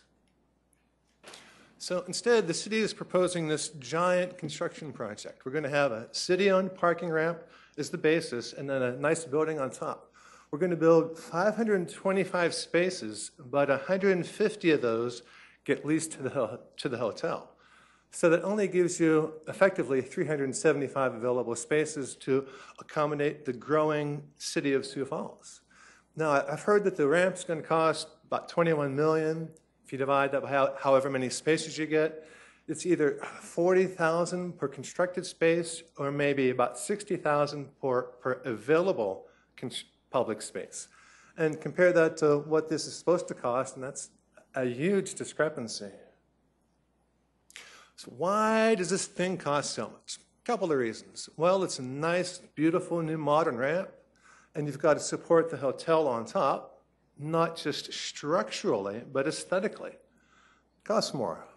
And then we want the thing to last a long time, so that all adds for extra expenses that the city is due to absorb. Now, Legacy Development wants to lease 150 spaces, but we need to figure out what kind of lease rate they get. Do they lease it at what it costs us to build it, or do they lease it at a different rate? Important consideration. Now, the lease, we need to look at this one a lot more closely. It's supposed to be $1 million lease, but I've asked Community Development to get the appraisal that this lease is based on. Haven't gotten it. If the appraisal is a secret, we can't really trust a $1 million lease. We need to figure out who made the appraisal and what criteria they used. Very important consideration. And then at the end of the lease, 80 years later, what do we do with this thing? Well, the thing's only designed for 80 years. At the end of 80 years, we've got a dead building to condemn and remove. That's the city's responsibility. And then how do we pick community development? How did we pick legacy developments? Secret committee, secret selection process. And I've asked for clarification on that topic and haven't gotten anywhere, so that leads to more skepticism on my regard. And then, oh yes, we'll have to admit it's a beautiful building and we need to appreciate the beauty that's there. Now, typically when I give these presentations, I like to say we should enjoy life, and no matter how things are, look on the bright side. You'll get a kick out of this next slide. There we go. That's me enjoying life at the recent Parade of Lights. And with that, I bid the city a good evening. Folks, did anybody else want to engage the council on this topic? Welcome. Folks, again, if you wouldn't mind coming up to the front chairs, we'd appreciate it. Welcome. Hi, everyone. My name's Diane Olson. And in the last few days, I've had an opportunity to communicate with several of you, and I really appreciate it. You were all very kind to provide information that I hadn't had before, links to information, presentations I could study, and all of this helped me crystallize and articulate the issues that really bothered me the most about this, and also the issues or the aspects of this that I really, really like. So if you want to know the bottom line, I'm for it and I'm against it. Like you, I take great pride in Sioux Falls downtown revitalization, and I fully realize that we have serious parking issues that need to be addressed immediately. But I think some of you might be overlooking the recent dramatic increase in the value of our downtown area. With the new development at Falls Park and the east side, as well as the revitalization of downtown itself, the downtown is now more and more coveted location for businesses to relocate here. It's in demand. This is a major place that businesses want to be a part of. And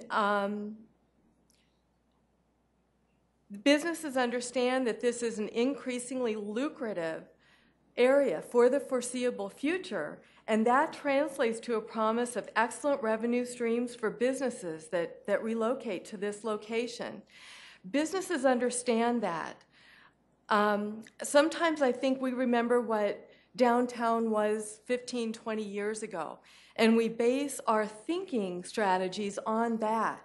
But what we need to do is lift out of that, see what it is now, see what it is in the next 2 years, 5 years, and realize that it's not what it used to be. The values are incredible. Businesses understand that. The whole idea of jobs, that's going to naturally happen. It is naturally happening. The idea of a really good tax revenue base from these businesses, that also happens naturally. We don't have to help it. It happens naturally. I love the idea of a mixed-use parking ramp to provide additional locations for businesses. That's a great thing. But understand that the jobs aspect, the tax-based aspect are things that we don't have to help because that's just going to naturally happen. It has to. We couldn't stop it if we wanted to. So any discussion of spending the city's parking revenue funds to help provide jobs and a bigger tax base is really not valid because that naturally happens. That's really not part of this issue. It'll happen regardless. So the mixed-use parking ramp proposal, as I see it today, the proposal as it currently sits, assumes the opposite. This proposal centers around the $20.6 million city parking revenue dollars to essentially entice businesses to come downtown and inhabit some newly created downtown locations. The amount of city funding is too much. The hotel and these other businesses are really the primary benefactor in every regard, in parking, in airspace, in location. They would have to pay a lot more if they did this on their own without partnering with the city. They would also be in a far less lucrative location if they didn't partner with the city. Shouldn't they pay a larger premium for these privileges? The current proposal as it sits today is a big lose for the city in terms of our parking revenue and a huge win for these businesses that have the promise of these lucrative revenue streams coming in. I submit that it needs to be tweaked or adjusted slightly so that it's a win-win for everyone. People are up in arms, or some people are up in arms on the proposal because they think that you may have been tricked with a proposal that solves a problem that we really don't have. These jobs, tax revenue base of these businesses happens anyway. So we're trying to solve a problem that just isn't there. And then it barely solves the problem that we do have, which is we need more parking. And all the while we're advertising this as primarily a parking solution. Do you realize that the projection is that it will take 13 years for us to pay off this $20.6 million obligation? Diane, thank you very much. Appreciate it. Folks, welcome.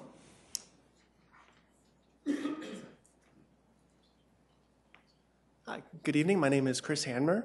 Thank you so much, first off, for your service for our city. I want to give a little different perspective. I own 2 businesses downtown, both of them in the food service industry. And I just can't stress enough how much I love downtown, how much I love our city, and how valuable this project is. She spoke just a moment ago about bringing jobs, bringing things. That's great. It is going to bring jobs to the hotel. It is going to bring jobs in the construction, but it's also going to bring people. It's going to bring people to our nightlife. It's going to bring people to our businesses. It is going to bring sustainable need that our city has and that our city wants to grow. And I use this analogy quite often when I'm talking about Sioux Falls. People all travel, and people will say, you know, do you have where's your entertainment district? Where's your theater district? I'm like, well, you know, it's pretty cute. We don't quite have meatpacking yet. There was a place, but it's quite contained. But what I usually say to people is that when we bring people in and we travel, I don't know if there's a council person here that's gone to the corner of 41st and Louise and said, this is the busiest intersection in our state. And they stand there because they're proud of how many people are passing by. They bring them downtown. They show them the heart of the city. They show them where their families can live, where their businesses can grow, where people can live and enjoy the offerings that we have and the charm of our city. And I think that this project is more than a parking ramp, and the vision of the council and the community development is also part of that yes, it will take 13 years to pay off. You know what? It's taken me 10 to pay off my small pastry shop. You know, it's not that long a time when we're getting 80 years out of it. And in disclosure, I am on the board of directors for downtown Sioux Falls. I am on the parking advisory board, and I'm also on the board of Sculpture Walk. So I love our city. I am here for our city, and I encourage you all to try and get this amazing thing built, to bring this missing component, this new thing, this great thing that will help move our city into the future, not just for 5 years, but for 50 years. Thank you so much. Thank you, Chris. Welcome. Good evening. I'm Joe Bachelor, president of downtown Sioux Falls. So we've heard some points for and some points against. We're going to hear many more, I'm sure. Your job tonight, of course, is to weigh the risk versus the reward. And I think that we do have a good reward to risk ratio here, and here's why. The economic impact of this. This parking structure is going to allow for hundreds of additional employees downtown, which will make it an even more enticing place for businesses to locate. And I want to make sure that we don't shoot ourselves in the foot by limiting the parking supply that we already have for our corporate partners that are part of the downtown community. We want to keep the businesses downtown that we already have. With this parking ramp, parking will be even easier than before by nearly doubling the number of public parking spaces within a block of the downtown core. This will make downtown an easier place to access for shoppers and diners, adding to downtown's potential to generate sales tax revenue. This, the private development portion of this project, from what I understand, is projected to add $900,000 potentially in all the various tax revenue streams that it can generate. And you extend that out over the life of this project, we're talking over $72 million. The hotel itself, I did some of the math. We've got 120 hotel rooms. Hotels like to target an 80% occupancy rate, ideally. Figure about 1.5 guests per hotel room. Over the course of a year, we're talking 52,560 guests. The Americans for the Art did an economic impact report on visitors to Sioux Falls. This isn't just any city. For Sioux Falls, they spend $47.51 per visit. 52,560 visitors per year times $47.51. We're talking about $2.5 million in spending in downtown at local businesses that keep those dollars in our community longer. And so that's generating sales tax revenue for the city. And if you extend that out over the life of this project, again, holding all variables constant, we're talking $200 million over the life of this project. significant upside. So there may be some aspects that some don't like about this project, but what is truly at risk? Will we have to use the second penny sales tax revenue? That's highly unlikely from what I understand. That's never happened before. We've used the second penny sales tax as collateral in the past. And will parking rates increase? Well, parking rates increase periodically over time. That's not new. Prices go up. If they didn't, we'd still be paying a nickel for hamburgers. It's necessary to compensate for inflation. Should the city be a partner in private development? Well, let's look at where we've come from over the last 10 years.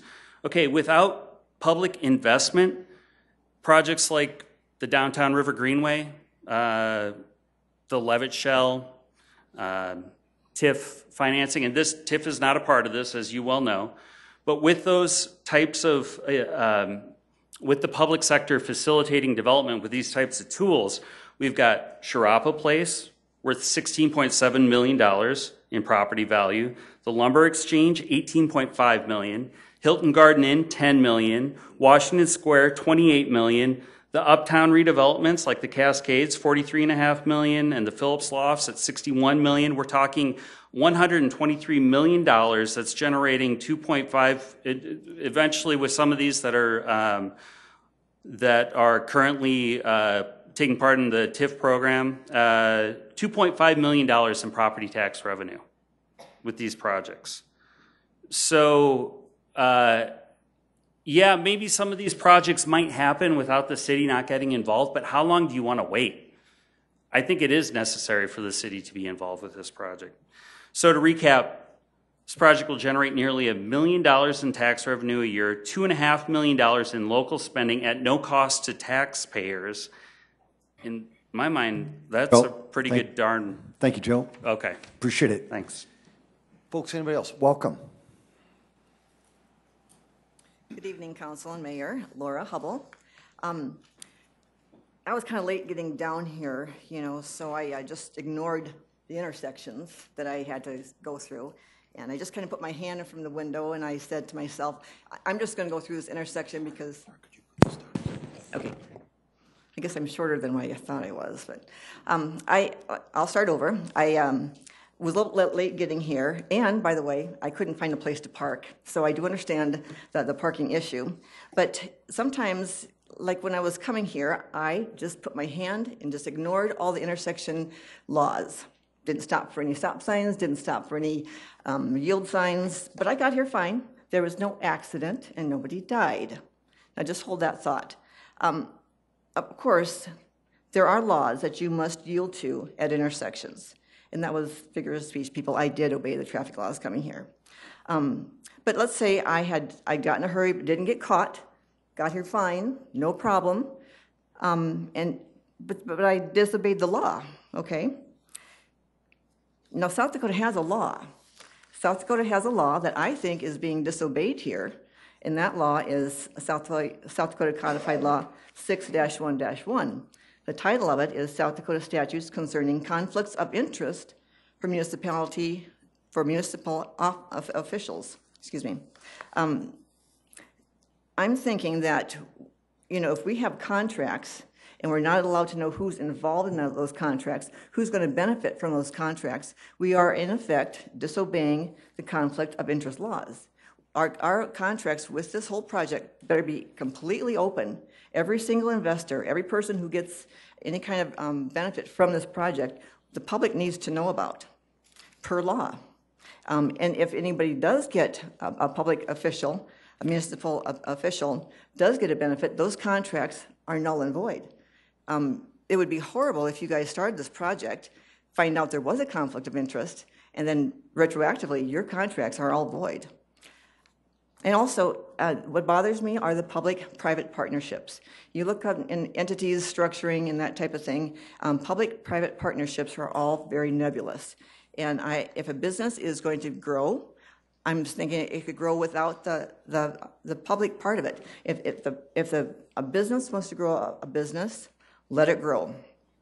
We don't need the people involved in that. In fact, that's blurring the lines. There is the lines that define business, there are lines that define government. And I think in this situation, as with most public-private partnerships, we are blurring those boundaries. And I also have a problem with the legacy company. I looked on their website, and we have some guy with information systems, a medical doctor, an interior design and landscaper, a mortgage originator and performer at Catfish Bay, and a marketing expert. I'm really not too convinced that these people, who do not have a good record, by the way, should be part of something that I, as the public, want to partnership with. So I'm asking you that, one, you make the names public of the investors in the contracts, all the contracts, and don't resolute that responsibility away, that you stop using public-private partnerships. If this is a good deal, then business should be able to do this without blurring the lines between government and business, and that if this was a city-initiated venture, the parking, that you show us that it was an open bid process and that many companies were allowed to bid on a parking ramp. Thank you. Thank you, Laura. Folks, anybody else? Welcome. Folks, again, if anybody else wants to speak, just come up to the front. Welcome, sir. Good to have you here. Todd McInerney. I'm a mechanical engineer here in Sioux Falls. I office out of the 300 building uptown here. I've been in Sioux Falls doing the construction industry for over 25 years. I haven't been much involved in the city since I've been here, but I think it was Councilman Starr that had brought up, we've been talking about this parking ramp for 10 or however long, 3 years, and then he goes, but this is going to come out to people as in the first time they ever saw it, and I'm one of those people. I saw this and I was like, wow, we're involved in this huge building. I think the building's great. It's beautiful. I hope it goes. I think it's great. But I actually got to the point where I was concerned with the process, and I just wanted to do something about it, so I thought I'd come down and at least address the council. I came to my first meeting 2 weeks ago, and I'd like to say that you guys have a thankless job. I mean, the stuff that you have to listen to and put up with is, I mean, I appreciate it. So, but in any case, I'm here to do the exact same thing, and I hope all it is maybe to inform you as to maybe some of the things I've seen as someone that's been in the construction industry, know how the games are played, express some concerns with some of the processes that we're going through, and then also maybe tell you how I've maybe come past some of the concerns that we did have, or I did have to begin with. And I think a lot of them have been addressed in some of the last meetings and stuff like that. I've gone ahead and I sort of went through all the contracts. I also reviewed some of the things that have been presented for constructions. And at first, some of the concerns that I had were obviously the price, but I think that's been explained away by this gentleman here on some of the additional costs for site development, et cetera. That went away. The other concern is I'm an opponent to construction management at risk. I think it is, it's very easy to hide things. There's a lot of, they can negotiate without having to get bids on certain things. There's a lot of things that I think are wrong with that process. However, looking at this and how it's, the size of it based upon, well, both the size and then also the fact that we got all these parties involved, it is probably the only way to do this thing. So that went away. One of the other concerns that I had is splitting up the expenses. I understand, and I've looked through what the requirements are for each individual as to who's paying for what, and I think they've done a tremendous job trying to split that out. I mean, they're even saying 1/3 of the elevator for these guys, 2/3 of the elevator for these guys. And it looks as if everybody is doing due diligence to try to get a very fair process. Now, there's some things that, you know, you just can't split out. I mean, you're the foundation for a much larger building. You're paying for the piers, you're paying for the foundation. There's a lot of money involved in that, but I think that that's the city's investment, and I think that that's something that we do. And they've split out like the front building, all the footings and stuff are coming out of that. But there's a couple of items that I have concerns on. One is the fire sprinkler. I think Councilman Neisert had mentioned that there is a sprinkler in this building. Typically, an open parking garage does not have sprinklers. I mean, we're talking maybe $300,000 to $500,000 that we are now incurring that we wouldn't have to do if it was an open parking ramp that we would have. You know, but then there's also the argument that we put a building underneath their building, which made them a high-rise building, which made them get a fire pump, exhaust. So, I mean, there's some trade-offs there, and I don't think that's something, you know, some of those things you just live with. But the fire sprinkler one, I think, is something that would not have been involved, and it's a pretty big ticket item. I was also surprised. I think my understanding is that the architect, I know it said that they were hired by both the city and the developer. My understanding is that he is strictly hired by the developer, and that our design is from the developer, if you understand what I'm saying. Todd, thank you very much, sir. Right. Welcome to our town. Good to have you here. Welcome, sir. I've been here 25 years. Good evening. My name is Thor Barden, and lived here in Sioux Falls for a little while now. First of all, just want to say, wow, what a thought. A parking ramp with a private complex on top of it, hotels, shopping centers. You know, it sounds like quite the project. I don't necessarily know that I would be against the thought of having such a structure, a parking ramp with a hotel and shopping centers that we can make money from, and, you know, park and not have to go, you know, brave the elements as I go upstairs to do a little bit of shopping. You know, that sounds pretty exciting. I mean, it's an interesting prospect. I don't know that I'm necessarily 100% like sold as somebody of the public on this particular presentation of this project.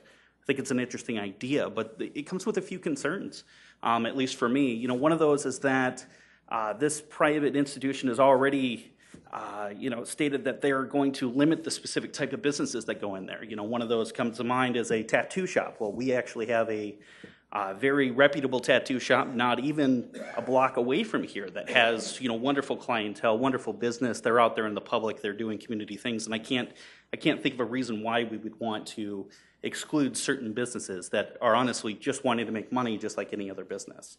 It kind of doesn't really sit well. So I would hope that maybe we would, you know, look at asking them if they're willing to pull that out of their, you know, deal and excluding businesses, and just simply say, hey, we have open spaces for lease, and if you're an eligible business, please come, you know, and apply for these spaces, and then have an application process from there. The other thing is that one of the key investors on this project, you know, without naming any names, they were recently involved in a project very, very close to where this one's being proposed that is still in the public eye, and the confidence in that individual might not be there, you know, and might make the public kind of feel not at ease in working with them.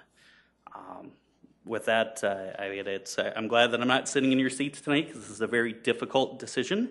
I appreciate all the work that I've seen being put into this, and you know, thank you very much for taking this into consideration. Thor, good job. Folks, I'm just going to let you know, the comments have all been unique and informative, so good job. Welcome. Scott Harrisman, always unique and informative. I'm not going to talk about all the money and the different things that what we're spending here and the lease and everything else. I've looked at that stuff a million times. Somebody asked me about it today, and I said, I've followed city government for 12 years, and I've never seen such a hose job like this before. This, we are not getting a good deal. But I'm not going to talk about that. There's a lot of other people who have been talking about that already, and I don't want to repeat their comments. I find it ironic. The very person, last year I attended a design standards meeting for downtown. One of the people that were at the meeting, this was at the design center, was Mr. Norm Drake, who is one of the guarantors on the contract with legacy development. During the meeting, he got into it with a couple of the other developers and an architect about how a private developer should be able to do what they want to with their property. And I thought, you know, free enterprise. I find it a little ironic that this same person is coming to the city and asking money from us to support his project as one of the guarantors. On top of that, only a few weeks after Mr. Drake made these comments about how a private developer should be able to do what they want to with their private property, his construction company and partner in legacy development, Holgert Construction, was working on Copper Lounge property. It collapsed. I guess this is what you mean by being able to do what you want to. The one thing that I'm baffled the most by this entire thing, besides us spending too much money on the project and not getting parking, which was the original conversation about this 3 years ago, is that we are signing a contract with one person who thinks they should be able to do what they want, can do what they want to, and another person who's been fined over $200,000 by OSHA. They levied the fines. They're being contested. And once that process is done, they could be sued. Why on earth would anyone with the city, the finance department, the legal team, the private legal team, why wouldn't anyone throw a red flag in the air and say this is probably not a good idea? I told people I would support this project if they shared the costs of the foundation and other soft costs, and Mr. Holgren's name was taken off the contract. Nobody wants to budge on those things. It's unfortunate. And if this passes tonight and these people sign this contract, there could be repercussions. And guess who's going to be holding the bag? It's not going to be legacy development. It's going to be us. Because even if we can say we can say the contract's no good anymore, what if we're in the middle of building this parking ramp? We just stop construction, send them a bill. That's not going to happen. I'm very disappointed that there's this much support for this without some changes or some amendments to this. We're not solving a parking problem. We're paying too much. We're getting involved with people that we shouldn't be getting involved with. And as the lady mentioned earlier, free enterprise and development has done very well in this town on its own. They've provided jobs, they've made a lot of money, and a lot of them have done it without the help of the taxpayer. Consider that. Thank you, Scott. Folks, anybody else? Welcome. I'm Kathy Brachtels-Bauer here in Sioux Falls, and I came a couple weeks ago and talked about the issue I have with having this building right across the street from the the bus stop, putting parking right there, when we could be beefing up our bus system and needing less parking downtown. And now I've been reading the essays from these children that are going to be reading them on Sunday at the Human Rights Award ceremony, and I'm seeing how concerned they are about the environment, and it's just really touching me that I felt I needed to bring that up again, because the city once had, a few years back, a concern about the environment and set a goal for reducing cars on the streets by 10% by the year 2015. And obviously we didn't follow up and put enough effort into that, and we didn't reach that goal. But I think we really need to think about how cities are looking now. Around the world, there's movements to have less parking and have more people coming downtown, having vibrant cities, but with less parking by having more public transportation. And we've done a good job in Sioux Falls working on bicycling, but I think we need to put more into the bus. And so now I'm discovering, like last time I was here, I thought our net parking increase was good for public parking was going to be 390 spaces. Tonight it sounds like it's 240. And so I'm thinking, I don't know how many times each one gets used every day. Let's say it's 10 times. And so if there are 10 uses, that's And if we divide that by the number of bus routes, we just need to get 125 more on average per bus route use every day. And we would equal that amount of parking need. So I'm saying what I think the city needs to do is, whether you adopt this building or not, the next effort needs to be a concerted effort to beef up our bus system, to get more people here. There are people waiting to use it. There are so many people with disabilities in this town. If you came to that Lifescape pancake feed, it's just amazing, all the people that are involved with families with disabilities, both mental, physical, who really need more access to get around town. And that would make a big difference for them as well as seniors and other people. So that's my plea, to go to make that effort and to consider what we're doing and what way we need to become, what kind of city we need to become for the sake of our future. Thank you. Thanks, Kathy. Welcome. Evening.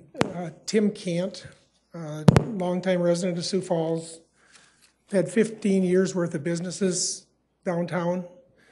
I'm probably as close to this as anybody. I owned the Copper Lounge building for 10 years. I was involved in the first management group that was going to build a hotel and a parking ramp down there back in February of 2016. That group backed out in July. That was when the legacy development people came forward and wanted to be able to buy the building that I was in. And we agreed to the purchase of the building. And then I stayed in that building until October of 2016. I left on the 1st of October, and as of a couple days ago, it would be 1 year since that building collapsed. The funny thing that happened that morning is that I was down at City Hall, and I had told the building services people, I said, I'm confused why you guys are letting these people take down a wall inside this building, and we have made several complaints to the construction company that there's cracks developing in the upstairs loft. The response from the building services was, wow, it sounds like a structural problem to me. I went straight back to my office, which was downtown, and 20 minutes later I got a call that said the building collapsed. So I went down there, and then the whole process of, the gentleman that passed away, the Fodness gal that was buried for 4 hours. I also owned the Eastwood Smoke Shop that was there. And the thing that happens, I guess, now that is bothering me, and I had a real good relationship with Legacy. It has soured considerably in the last year because they seem to not have to answer any of your letters that you send to them, questions that you have from them. Because the way that that building was built, the front half that collapsed was built at a different time than the back half. The Eastwood Smoke Shop building, I had, on October 1st, had signed a 10-year lease. So I had a 10-year lease on the Eastwood Smoke Shop building. The Eastwood Smoke Shop building was deemed safe. It was deemed safe by your risk management person, Regan Smith. It was deemed safe by the construction people, or Gil Haugen Construction. It was deemed safe by the then fire chief. They were letting us go in and out of that building. We were upstairs. They let us go up a staircase that was right next to a 30-foot fall because the building was safe. I had a clause in my lease with Legacy Development that said if that building was 75% inhabitable, they couldn't tear the building down. And if they were to tear the building down, they had to give me 15 days written notice. Neither one of those clauses were followed. We have asked for the last year, who gave the okay to tear that part of that building down? Was it the city? Was it Legacy Development? Was it an insurance company? They come back to me with the answers and to my attorney of, well, how do you know it was deemed safe? And my response is, it was your building. Tell me that it wasn't safe, because I have 3 people that said it was safe. So they won't answer any questions to us. So we're in the process right now, and you better be real careful what you do. We're in the process right now of filing a suit, a cease and desist on building where they're building right now with Lewis Drugs, because if I don't get some answers on who told them to tear down that Eastwood smoke shop when I had a lease that said they couldn't, we're going to demand that they build the Eastwood smoke shop back up in that spot. So this could be a long, drawn-out process because I have legal standing. I have a lease that says I do. Legacy Development will not answer any questions. And once again, it's been a year, and we have no answers. Secondly, I have moved a block away, 1 block away, and my business is down $100,000 in 10 months. I had the smoke shop at that location, the old location, for 10 years. My business did not fluctuate $20,000 a year in 10 years. I moved a block away, and we're down $100,000. We can't answer the question. We don't know what the question is. I guess it had been there for like 60 years is all that we can say, you know, and that's what happened. But there's some things that people need to know of what's really going on with Legacy and how they respond to people that have Tim. questions. Appreciate it. Thank you. Welcome. Tim Stanga.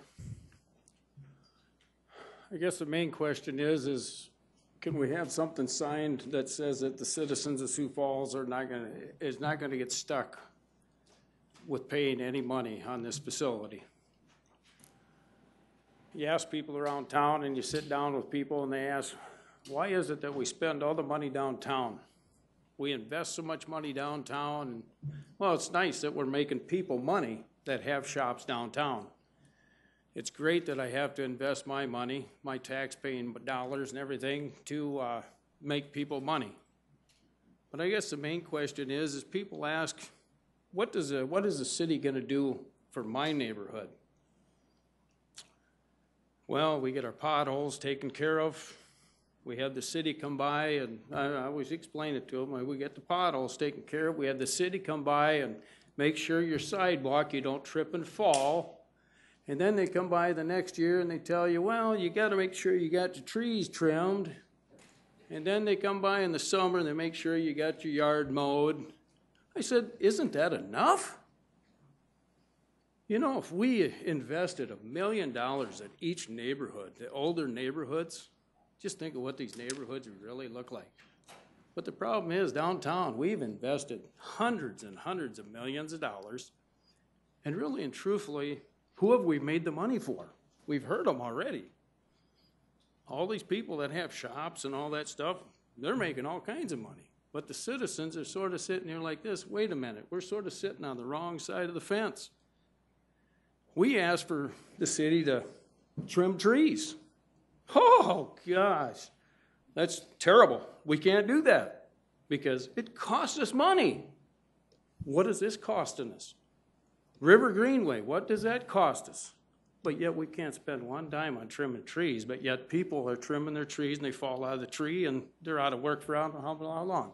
It just bothers me. This kind of investment, that's fine. It looks pretty. I'm sure it'll bring people in. I guess the thing is, I live in Sioux Falls. I don't go downtown. I'll never pay for it to begin with, so I guess that's where I'm sitting at on that. But we've had homeless people that have come in the last few weeks asking for help. And the city won't even reach out and give them help. I can remember we were going to take some money from the Bishop Dudley House, if I'm correct. But I think Pat got some money back on it because we're going to invest in the baseball field. What's more important, taking care of the citizens of Sioux Falls or our pet projects?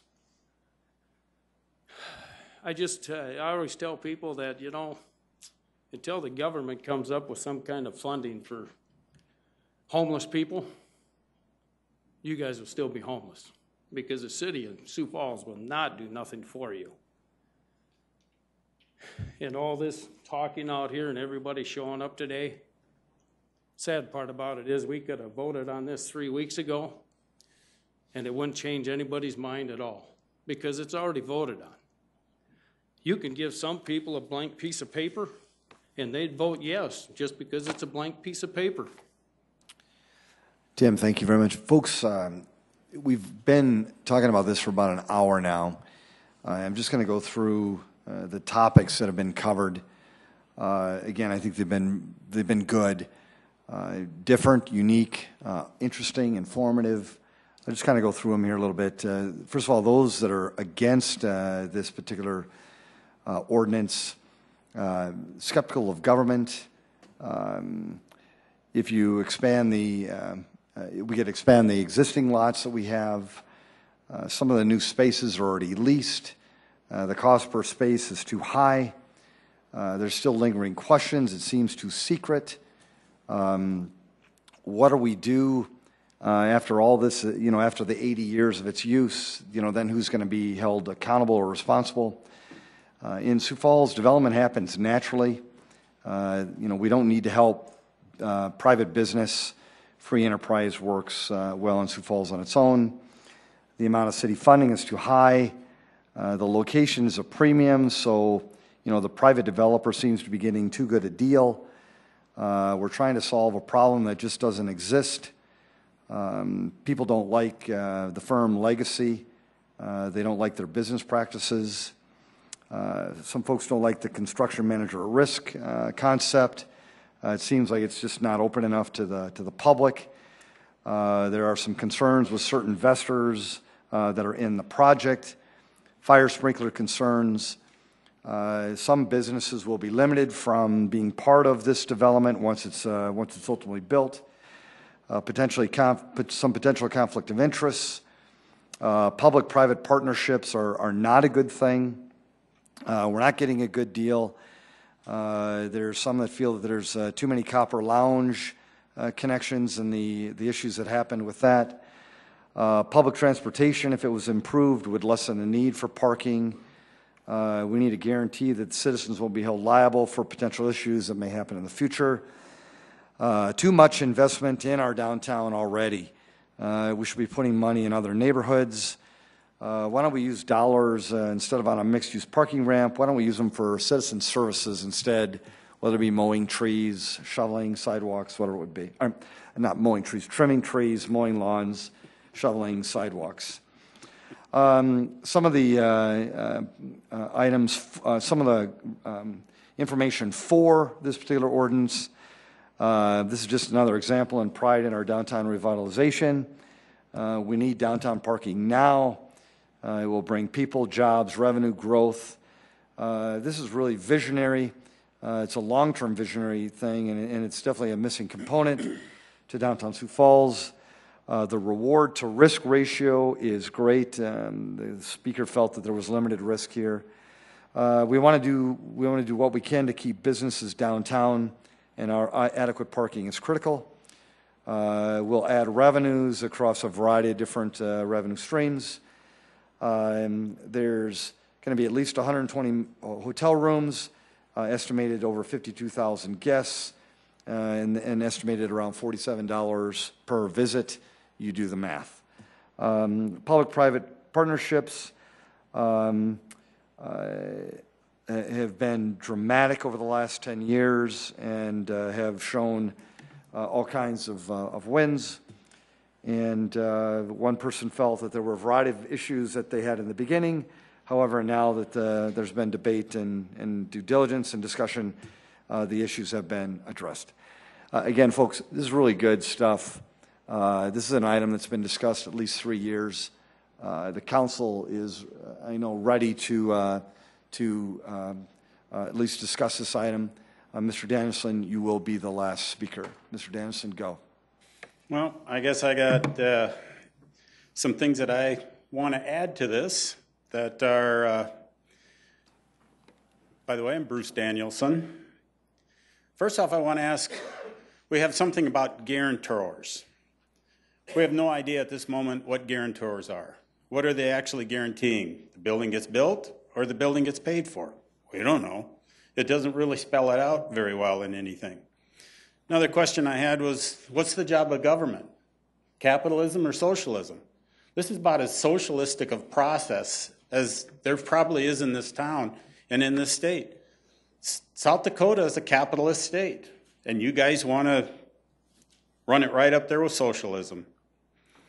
You know, this is like the stories told of the indoor swimming pool, as I've been hearing it tonight. You know, we've been talking about it for decades. You know, the swimming pool was a 1953 or 51 or 1921 or something about an indoor pool. You know, so it was all of a sudden this decades-long process when actually it was just something that got pulled out of somebody's something. We have, so now tonight we've been hearing it being said that this is 3 weeks.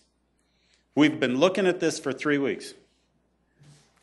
Then we're being told, oh, this is a 3-year process. If you go back 3 years to the Walker study, and you look at what the Walker study actually was, it was a $9 million ramp with 600 spaces, sitting on fractured stone.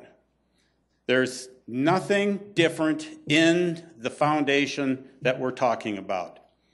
But because we're going to be putting on a private development on top of this building, we have to build a more solid foundation. So now we're getting half the spaces for $12 million more. So the Walker study gave this location a very low rating. So why are we putting it here? Now, this building is going to have 35,000 square feet of retail space with employees. The hotel motel is going to have employees, plus the people that are going to be staying there. Where are these employees going to park? If you have any other kind of commercial work here, where are those employees going to park? So we get down to it, and you go, oh yeah, they're going to have to park in the ramp. How are they going to afford to park in that ramp? What's going to happen to the money that's been sitting in a reserve fund? We won't have any money left over in the reserve fund to cover any kind of emergencies that are going to come up. Nobody's been talking about it. So if we have an emergency at one of the other ramps, or we have to buy a bunch of parking meters, we're going to have to go out and borrow money again, or take it out of the second penny. So how are we ahead in the parking when we could use up all the 390 spots in this building just for the activity that's going on in this building? Why not tell us a straight up story in this whole process? And thank you for letting me be last. Sir, come forward. Todd Meyer, member of the Parking Advisory Committee. I was just going to give you a report. Go ahead, Todd. Just a quick of what Todd Meyer Henry. I've been on the Parking Advisory Board since 2010. Half of our members have been on since 2010. We've studied parking diligently and have gone through all of the facts and issues that have been addressed. The key issues that we've came to a conclusion and recommended that we're in support of this project is, one, that borrowing costs are going to go up probably in the near future, so any delay would not only cost additional interest for this project or a project similar to this, but in addition, any delay, 4% construction cost would cause any parking facilities to go up. Walker study indicates that we need, I can't remember, 500 and we need a lot more spaces than we have right now. Half of them should already be in place. This project started in 2016. We were hoping it'd be under construction. It isn't. I think the parking board believes that we're behind on this structure. We've discussed the construction manager at risk and all of the parties that are involved, the bond attorney, BJ with Faegre, your financial advisor. We believe you have the best advice. They owe you fiduciary duties and are giving you the best advice. And our conclusion is, even though the investor or the company Legacy, who's going to raise the money and be the developer, had an unfortunate event, that should not affect the ability to build this for the city and for the parking utility. Plus, the parking utility is in great shape. All of our parking facilities are in good shape. We're maintaining them well, plus we're very profitable, and we actually are overbooked. We've had a number of parking reports that we're 100% full. And Walker says we should be 95% full, so when you pull into a parking lot anytime during the day, you should have a space. And that's why the parking board would request that the city consider this and approve it. Thank you very much. Council? Mr. Mayor, Councilor Starr? this is the only opportunity the public's going to have to address us. It's the only time they have the option to be here. There's a lot of people that are interested. I think if there's anyone else that wants to speak, they should at least have a chance to be heard by us. I think that's our responsibility to hear from them. And I know we've heard a lot and we've spent, but an hour is a small price to pay to have citizens have a chance to address us. So if you don't mind, if we could see if anyone else does. Councilor Starr, thanks for your input. I talked with Council Chair Kiley, and he recommends that we move on to the council. I think that's disappointing to our citizens. Councilors, anybody want to engage us on this topic? Would anybody want to make a motion to approve? Motion to approve, Rolfe. Been a motion to approve this item. Second, Erickson. Has been seconded. Any discussion? Councilor Staley. Staley is the name. Thank you. Well, there has been much public discussion since the November 21st meeting that we had a few weeks ago. And since that time, the council, I know all of us have received many emails and phone calls. Councilors Pat Starr, Christine Erickson, Councilor Greg Neisert, and myself have also spoken freely with the media. I wrote a letter to the editor with my concerns. I visited with a group of Republican women, and I also spoke at the Democratic Forum. I sent out a postcard with my concerns on it that I paid for. I've encouraged citizens to reach out and give us input. And throughout my whole year and a half, well, it's been more than that, my time on the council, I'm constantly giving out our contact information because we are here to hear from the public. And more, I believe we need to be connecting with our 180,000 residents because many people don't know what's going on in our community. I am very grateful since this emerged for all the respectful discussion that has happened, pro and con. I've gotten emails, especially from businessmen, some of them telling me I need to change my position. We've had respectful discussions. I appreciate that. I'm always willing to visit with somebody. And if you want to, send any insults my way, I say, God bless you. I can take it. Since this emerged last April, I have been consistent in my opposition to this proposal. And there's been 7 points that have stood out to me. And last meeting, November 21st, Director Ketchum and I had a discussion about my concerns, and I wanted to give, I've got a short recap of what was said. If David, if you play that, please. Just, you can validate whether these are accurate. Parking ramp fact. The total cost for this proposal is estimated at more than $20 million. This is expected to be completely supported by user fees, which are those people who are using the downtown parking facilities and parking meters. Rates for these facilities and parking meters may increase to pay for this project. Would you agree with that? Councilor, I would say rates are subject to increase to maintain all of the parking system, not just this project. Certainly a part of that revenue will go to pay for this, but it'll also go to pay for approximately $8 million in maintenance over the same period of the other, bonds. right, Yes. but rates may increase. Yeah, but I would look at it more globally as the entire system getting funded, not just one asset. Okay. Parking ramp fact number 2. This project will be backed by the second penny. We'll get that up there so people, okay. This project will be backed by the second penny. It will be the collateral for the project in the event that the downtown parking facilities don't generate enough income to make the bond payment.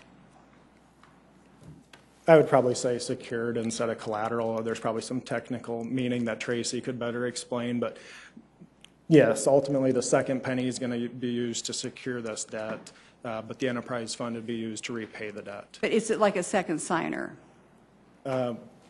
It's securing the debt. Okay. So ultimately, if we can't pay for it, yes, we'd come to the city council and ask for them to approve any assistance. Thank you. Parking ramp fact number 3.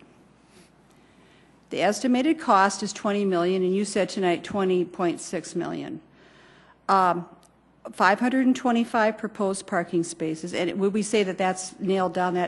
Can I remove the word proposed? No, I think as we're in the middle of the design process, we're in schematic design. We still have to go through design development and construction documents. And Okay. certainly there will be fluctuations as we refine the design to a more. Okay. And then 135 lost parking spaces, that would be what we're going to be losing on that flat parking space right now. And so really the total new, if we're talking about new parking spaces, is 390. Okay. Would you agree with that? I wouldn't call it lost. I would say that we're rebuilding 100. Right, but we're rebuilding 500. But we're not it's not like we're building in another area and we still have those. Yeah, the net impact to the system after this will be approximately 400 spaces. So we'll gain 400 spaces approximately. So 390 is close enough to approximate. Okay, thank you. And then parking ramp fact number 4. The city states that the individual legacy development investors that we are partnering up with will remain confidential. Well, I would tell you the development agreement and the guarantee that's listed in that names 4 members of the corporation: Norm Drake, Larry Canfield, Paul Sink, and Aaron Holtgren. And those are the 4 members of the corporation. There will be, but I'm talking about other people who will have a financial interest in the project. Those names will not be revealed to the public. It's my understanding that limited partners aren't disclosed publicly. Okay. And the city attorney may be able to weigh in on some of the naming of investors, but I think the cities went through this process in prior projects, and a legal opinion exists that says it would not be appropriate to name all of those limited investors. Thank you, Darren. Okay, so that's what the conversation we had, and those are the items I've been talking about for the last 2 weeks. So tonight, in the spirit of compromise, I'm going to be offering 2 amendments to this whole process. And the first amendment that I'm going to offer to our item 44 is I'm going to offer a motion to amend item 44 by removing any reference to the second penny.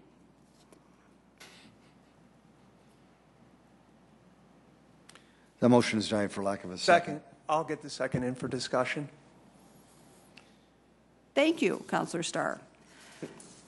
Mr. Mayor, I have a question for the author of the sponsor, or the sponsor of that. My question is we voted just a couple weeks ago on the Lewis and Clark bonds, which were secured by second penny. I heard zero concern from anyone on this council. It doesn't matter. What we're not talking. We don't go back to where we were. Councilor Erickson, just 1 second. But I'm curious about that. Could you explain your motion?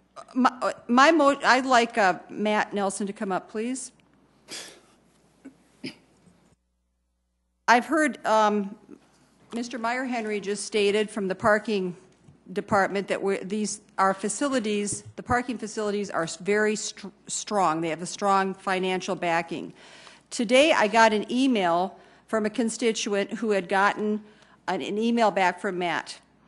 And Matt, you said to her, the public parking system is in a strong financial position, and extensive financial projections indication, I think you meant indicate, the system will maintain its strength throughout the bond repayment period. It sounds very, very optimistic about what's happening right now with all of our parking facilities.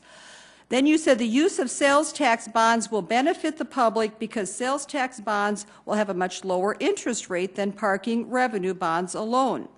This significantly minimizes interest costs. Only parking system revenues are projected the keyword, to pay off the sales tax bonds. And then you said no sales or property taxes are expected to be used for the parking project.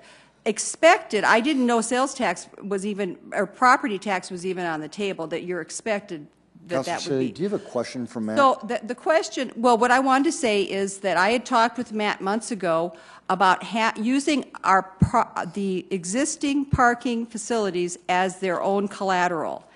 I have a great concern about tying the second penny to this, and I've said this publicly, I've said it over and over again. The public that I talk with also has concerns. And if our system is so strong, I think it should be able to support itself without taking that second penny that we've already pledged to debt for the administration building, $10 million a year used to pay back our event center obligation. We use it for our streets and all sorts of other capital projects. So as a compromise, I'm saying let's take the second penny out of this and just have it be supported by the revenue from the parking facility. Councilor Starr, you were the gentleman who seconded this. Did you have any comments? I'm good. Councilor Erickson, did you have any follow-up comments? I just would be curious the position of how it changed so quickly in a couple of weeks. Sure. Why we had zero conversation over the bonding we just did a few short weeks ago from the Lewis and Clark bonds. It was pledged with second penny. And there was no conversation, no dialogue about it at all. And if I may respond, then that means that from going forward, I'm never going to be allowed to. Councilor Staley, I didn't give you the floor. Anything else, Councilor Erickson? I would be curious about that, as well as I do have one question for Matt as far as the sales tax bonds. By securing this, or by pledging the second penny, are we able to secure a lower interest rate for that? Are we able to have more flexibility? What's the benefit of that? Matt Nelson, Public Parking Manager for the City of Sioux Falls, and there's a lot of people in here that probably don't know me. The message that went out, I try to answer everyone that emails. If I get an email, I email them. If I get a phone number, I call them. So that email that you see, it's so we can respond and interact with our citizens. The reason that we would recommend backing with the second penny is to get a lower rate. Our goal is absolutely to get the lowest rate for our citizens in Sioux Falls. We do not want to charge them extra money because that money gets passed on to people that are using our system, and they're citizens of Sioux Falls. We don't want to send that money to California and New York. We want to keep it in our town. Thank you for your answer and your brevity. Appreciate it. I'd encourage a no vote on this, as we certainly see the benefit of why we're doing that, and we've never used it. It was communicated to us as a council that that money hasn't ever had to be used. I understand. I don't like the fact that it would ever have to be used, but we have a track record of not using it. We see what our parking system is financially stable and strong, and so I'm confident in that and able to save the money with a lower interest rate with that. This council is also, like I said, just voted just a few short weeks ago on the Lewis and Clark bonds with zero dialogue about it, and we did a great service for our citizens, saving our citizens millions of dollars in that. So I'd ask that we move the vote along. Thank you. Councilor Neisert. I brought a resolution forward recently that added the parking division to the list of enterprises, and it is so that specifically means if there ever was a default, which there has never been a default in the enterprise funds, it would have to pay every penny back. You have to look at the risk and reward. Are you going to cause the ratepayers in the system to pay a lot more money over the years, millions of dollars conceivably, on a massive project for something that is a very, very, very low probability? It's a risk and reward thing, and there's just no consistency here. We voted this through a couple of weeks ago. It's a stunt. Vote no. Councilor Steele. Well, just in response to Councilor Erickson's question, just because we vote to approve something over here doesn't mean that we have to approve that same thing moving forward. Each project needs to be considered individually. And so again, I'm just trying to find a solution to some concern I have been raising for the last 8 months, that the second penny, we say, well, it's never been used, it won't be used, it might be used. I'm saying take it off the table and let's not even worry about that possibility. A roll call vote, please. This is a vote. This is on the amendment. Okay. Councilmember Staley? Yes. Erickson? No. Erpenbach? No. Kiley? No. Neitzel? No. Rolfing? No. Selberg? No. Starr? Yes. That has failed 2-6. We're back on the main motion. Yes, Councilor Rolfing. I just have one request. I think I know where I'm going with this, but this has happened a number of times now, and I would respectfully ask my colleague at the end of the diocese to not use my name or email address on anything that she sends out to the general public, because it infers that I support what she has put on that card or newspaper or whatever, which many times I do not. So I would just respectfully ask that she not include my name. Everybody knows how to get a hold of me anyway. So please get a hold of me. And Council, I'm going to respectfully ask that all of you stay focused on the second reading, and it involves this ordinance in using sales tax revenue bonds to construct a mixed-use parking lot. Don't wave from that. Let's stay focused on this. Okay, folks? Does anybody else want to engage the public on the motion? A roll call vote. Really? A roll call vote, please. Councilmember Staley? No. Erickson? Yes. Erpenbach? Yes. Kiley? Yes. Nitzert? Yes. Rolfing? Yes. Selberg? Yes. Starr? Present.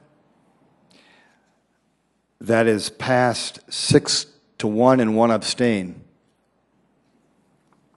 Passed 6-1 and 1 abstain. Is that right?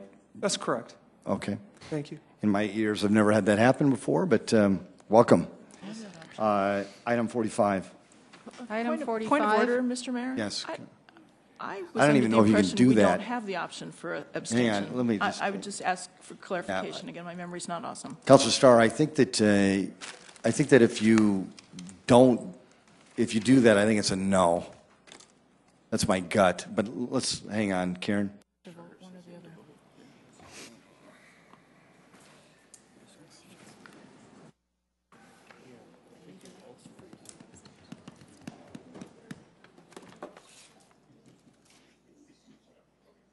Bring my copy of Robert's next.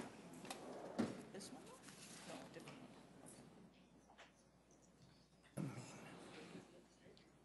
Just says majority. I'm pretty sure our city charter says you got to vote. I think you're right. But I don't have a city charter.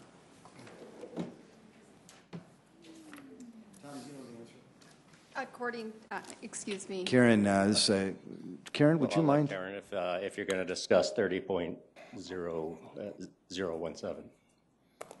You can go ahead and read that. Go ahead, Tom. Okay, Mr. Mayor, Ordinance section, Tom Greco, City Clerk, 30.017, voting procedure. City council members may not abstain from voting, but may absent themselves from the meeting by physically leaving the meeting at the time an item is called by the clerk.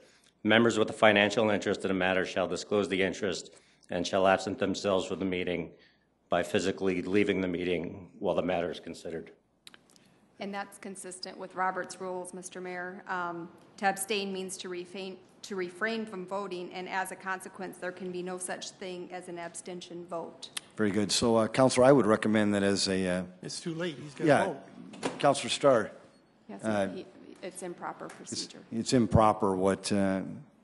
Council Chair, would you mind going to get your colleague and ask him to come to his chair?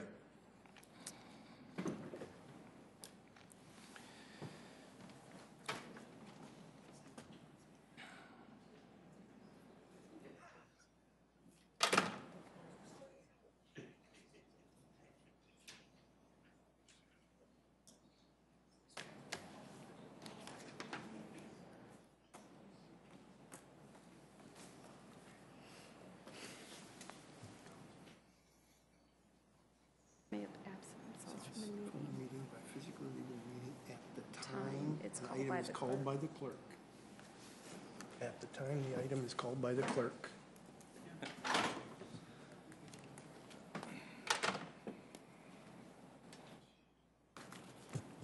Mr. Mayor, Councilor Starr refuses to return to the dais.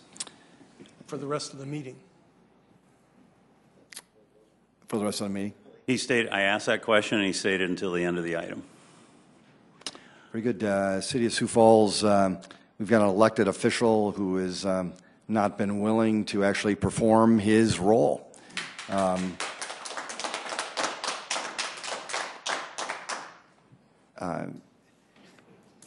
With that in mind, that has passed 6-1, and I guess we'll follow up with the procedures after that. And then as for the folks that had just had the unprofessional outburst. I would just ask you to remain productive, remain professional, be cognizant of the other folks that are in the room that have remained that way. And if you can't do that, I would just respectfully ask that you leave the room. Item 45. Item 45 is a second reading, an ordinance of the City of Sioux Falls, South Dakota, authorizing the mayor to enter into a development agreement between the City of Sioux Falls and Legacy Development and Consulting Company, LLC, along with other documents, amendments, or other instruments as may be deemed necessary and appropriate consistent with the development agreement. Darren, any comments? Tracy? Mayor, City Council, we have no further comments. We covered everything in our presentation. Would ask for your support on this item. Thank you. Folks, this is again a second reading. It's similar in nature to the item 44. I can't tell you not to come forward, but if you have some comments that you believe would be interesting and informative as well as unique to the conversation, welcome. If not, I am going to turn it over to the City Council and let them do their work. Welcome.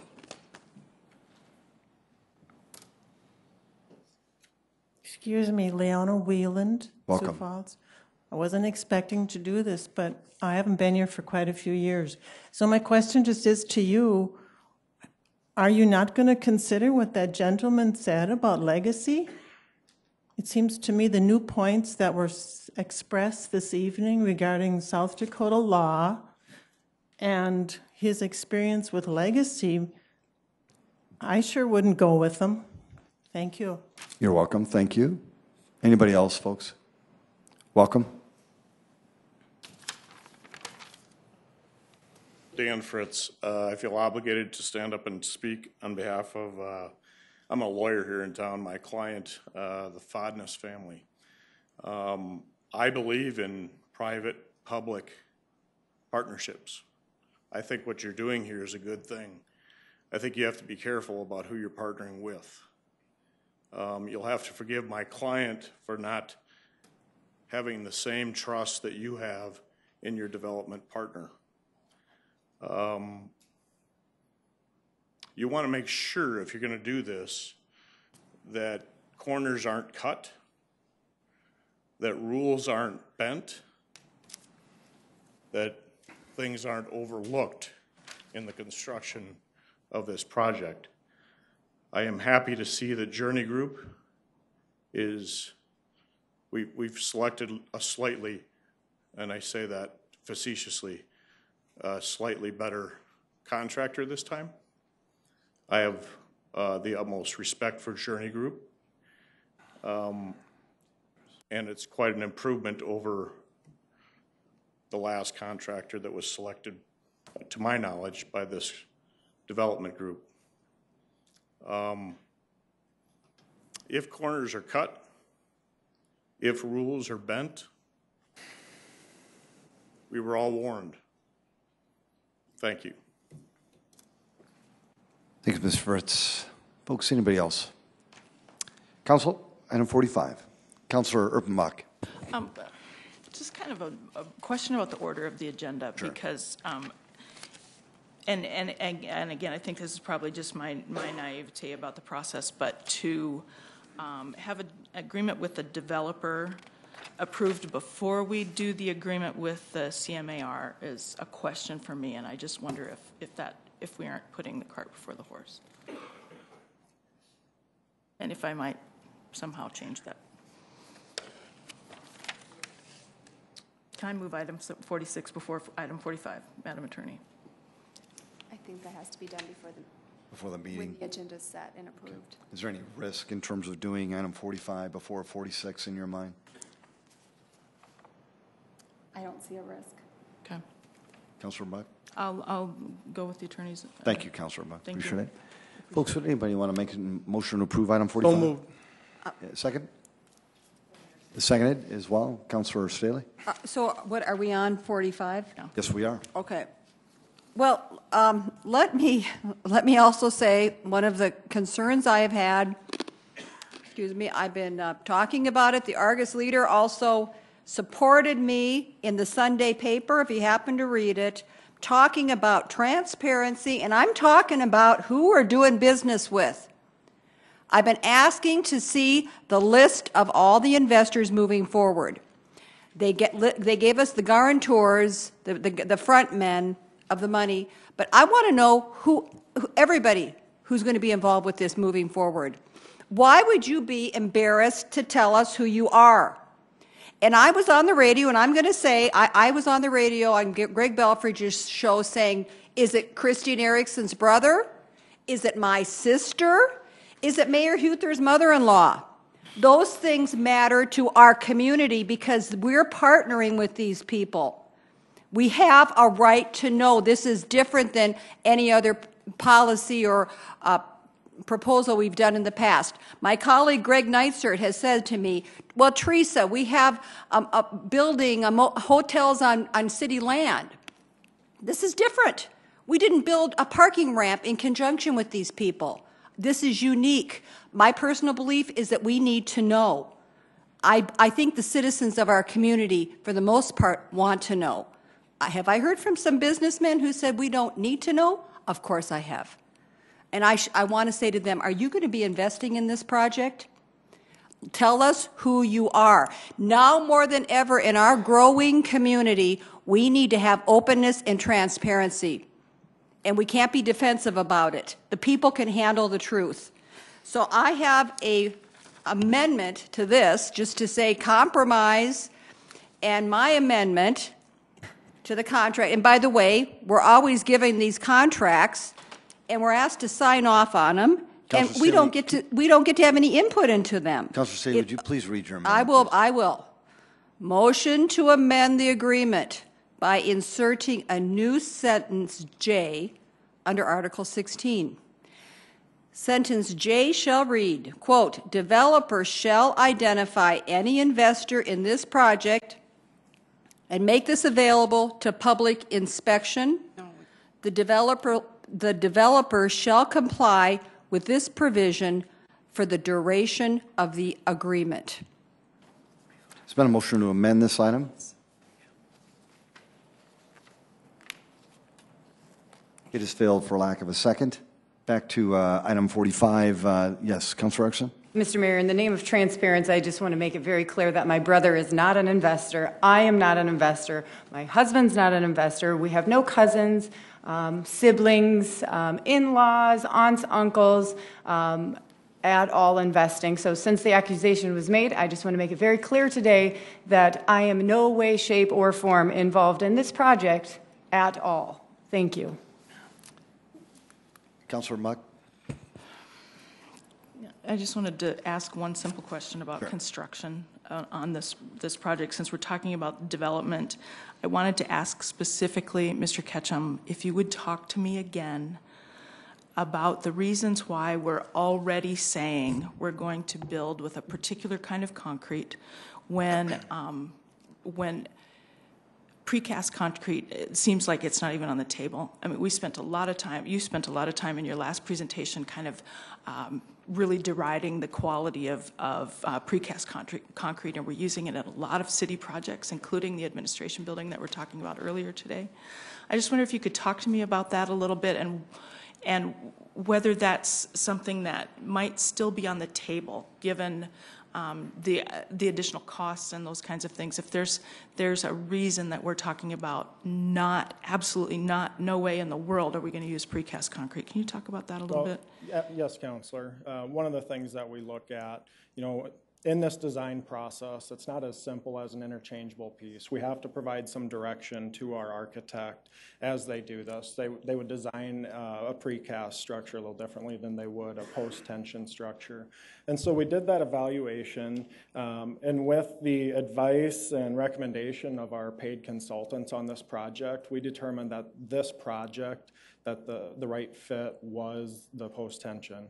And our consultants are Walker Parking Consultants. Tegra Group, Dick Strasberg is here this evening. He's helped us in this evaluation. I would tell you, I think that precast concrete is a fantastic product. We're going to use some precast concrete on the exterior of this structure, and I don't want my comments to mean to be looked at that I'm running down that product, because I do support precast concrete. It's just when we look at this project and the goals of this project, we felt that post-tension was a better choice, and it would be very difficult for us to go back through and concurrently bring both designs forward.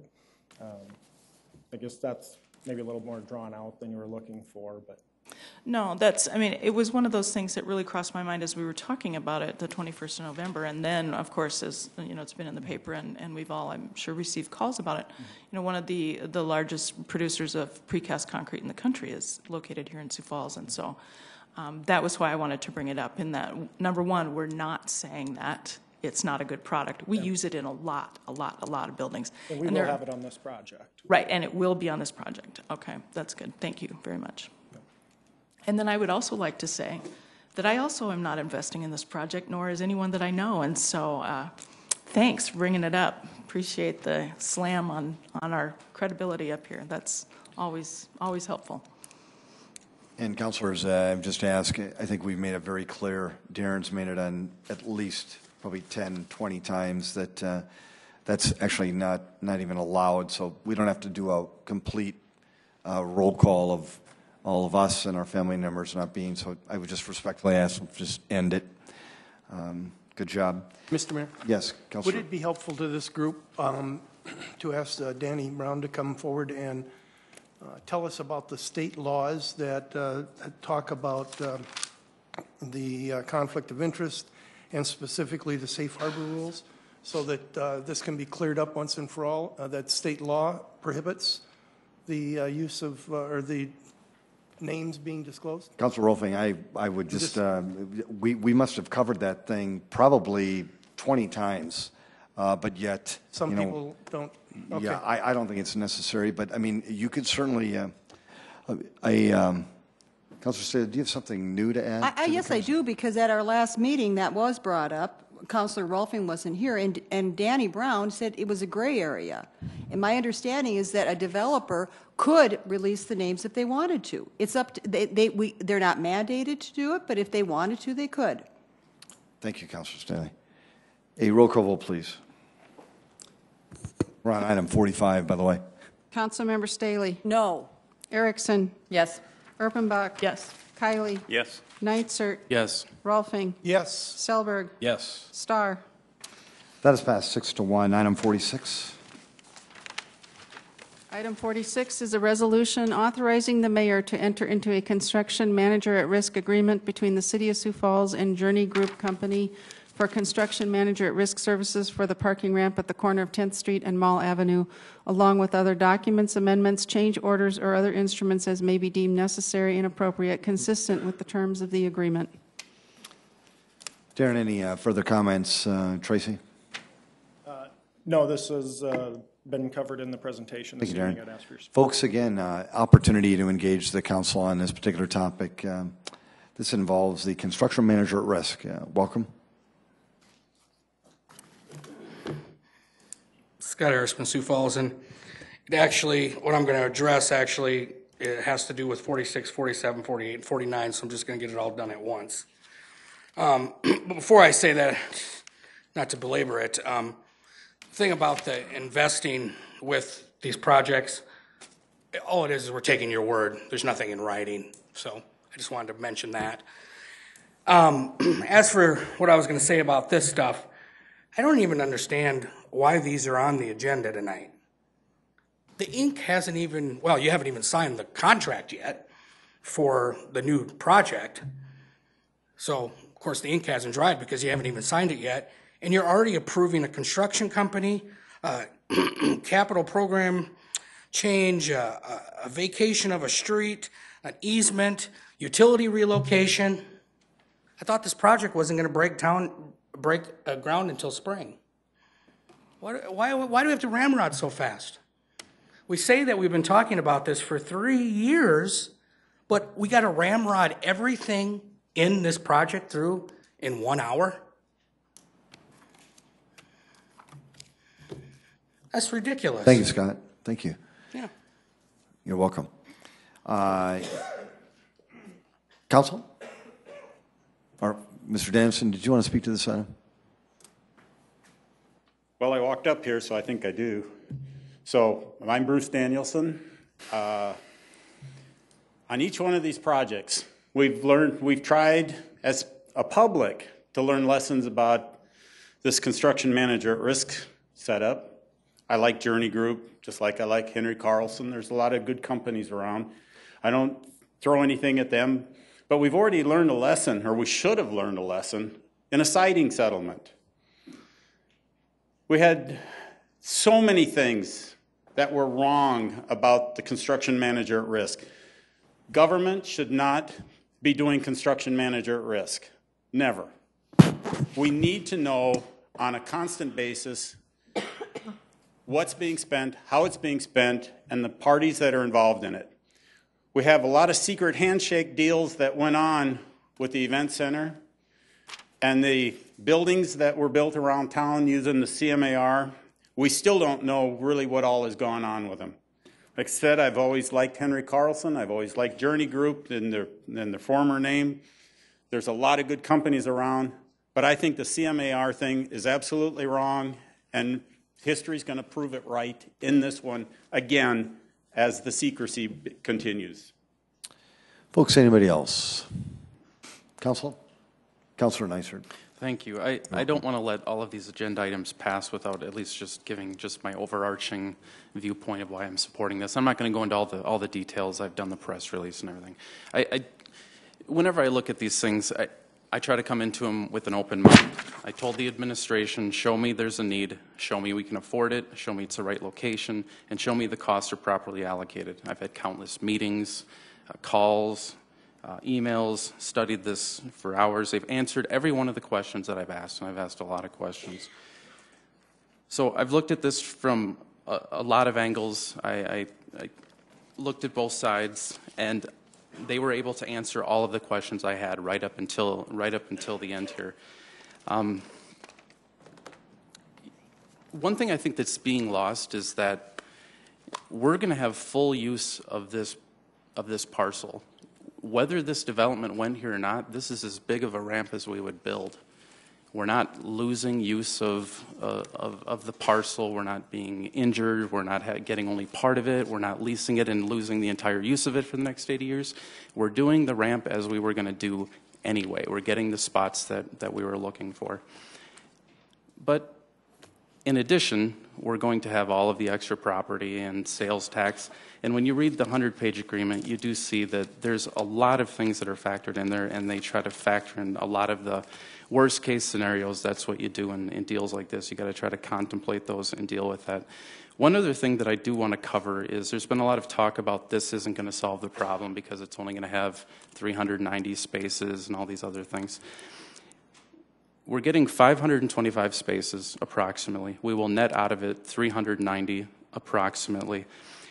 In the 2014 Walker study, it was said that we needed 2,000 new spots over the next 20 years into 2034. The city provides about 40% of the parking spaces downtown. The rest are private. Private is actually more. So there's about 800 we would need to supply in the next 20 years. This adds 400 of those spots. That gets us halfway home, and we have until 2034 to take care of that. In addition, in the last few years, we've had the private addition of Washington Square at 200 spaces, Lloyd at 250 underground spaces, 22 surface spaces, 130 on-street public spaces that we're going to get out of the Cascade project. So that puts us at 500 and some public spaces. So, and the county, by the way, is going to do 100 plus spaces now with their expansion across the street. So we're looking at, we've got in recent years, we're going to be, if this is approved, if we pass all this, we're going to have 1,100 spaces or so in the last several years. We're halfway home, so it's not that we're not building enough spaces. And the other thing about picking all of these numbers about who we're only going to net so many if the hotel leases it or whatever.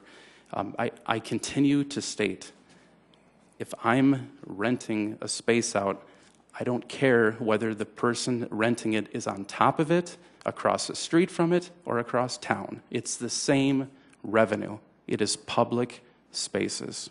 Thank you. Council, would anybody want to make a motion to approve this resolution? Move to approve, Erickson. Second. Councilor Vice Chair Erickson has made a motion to approve this resolution, seconded by Councilor Chair Kiley. A roll call vote, please. Councilmember Staley? No. Erickson? Yes. Erpenbach? Yes. Kiley? Yes. Nitzert? Yes. Rolfing? Yes. Selberg? Yes. Starr? That is passed 6-1. Item 47. Item 47 is a resolution amending the 2017-2021 capital program.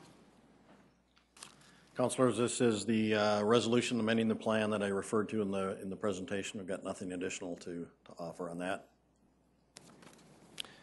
Thank you, Tracy. Folks, anybody want to engage the council on this topic? Council? Mr. Mayor. Councilor Erickson? Councilor Vice Chair Erickson, sorry. Thank you.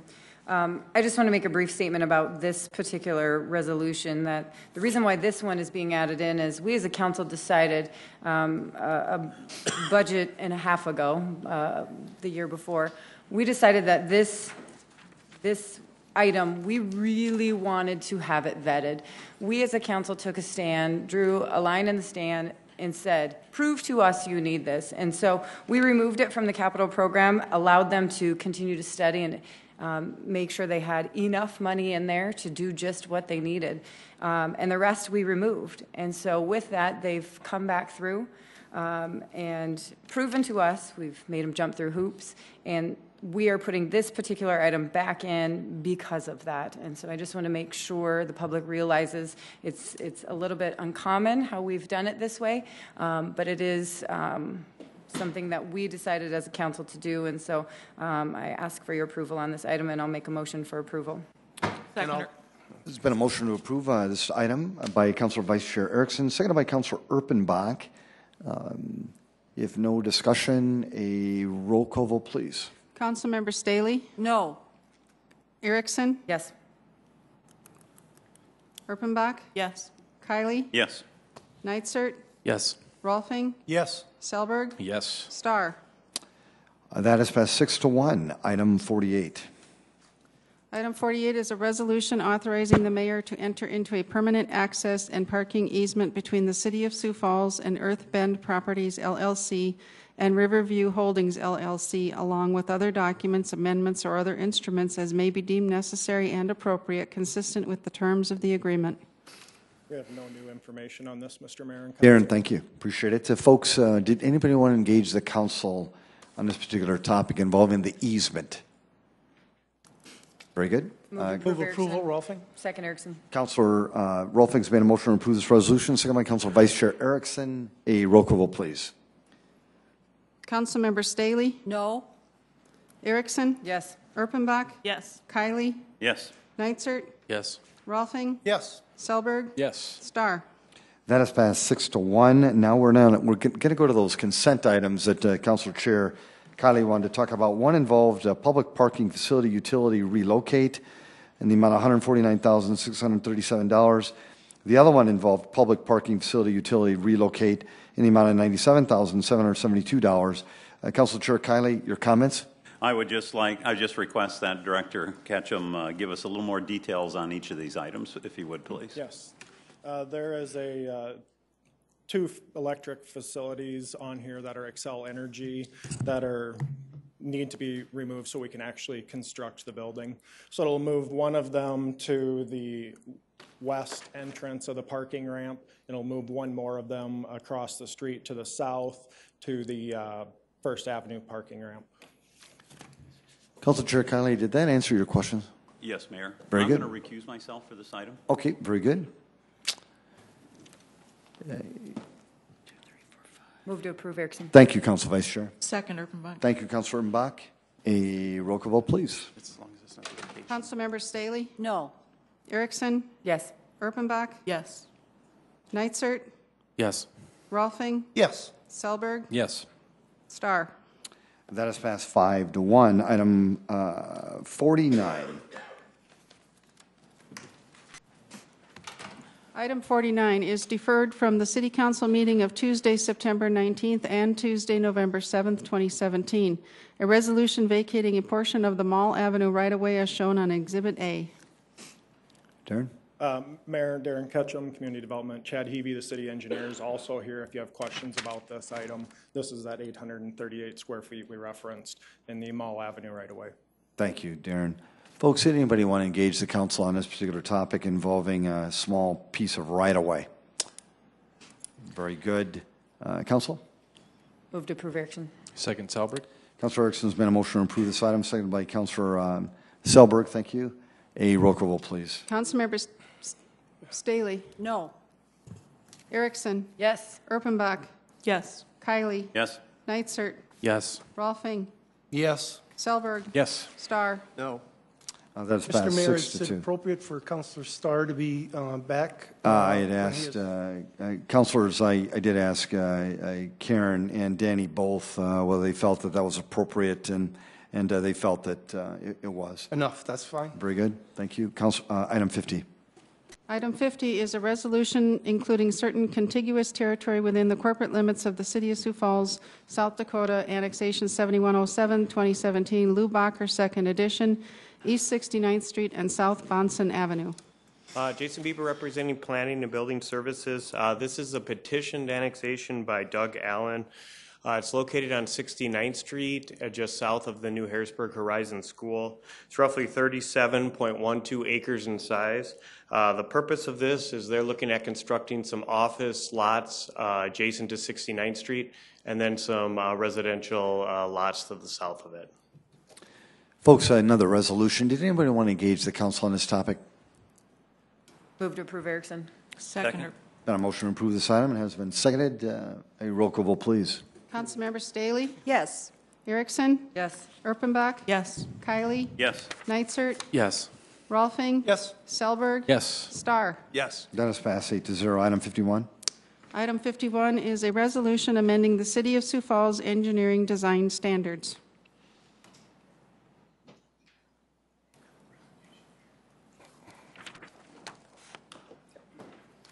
Welcome. Hey, good evening, everyone. My name is Nick Borns. I'm a principal engineer for Water and Light and Power for the City of Sioux Falls. We're here today to introduce to you revisions to the engineering design standards, specifically Chapter 15, roadway lighting. A little bit of background on the project. In November of 2015, we were introduced to a new business practice for the installation of roadway lighting items for new development. At that time, that's when the work really began for us in coordination with those that would be affected. I guess some of that coordination that took place was with developers and with development engineers.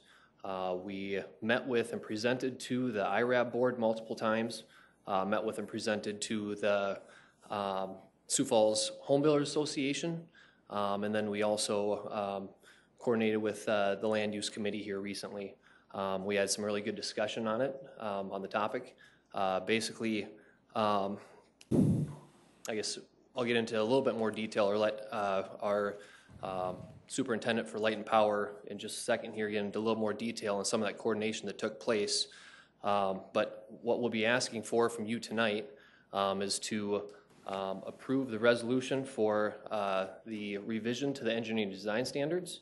And then in addition to that, we'll be asking for an amendment to Table 15.1 from the design standards.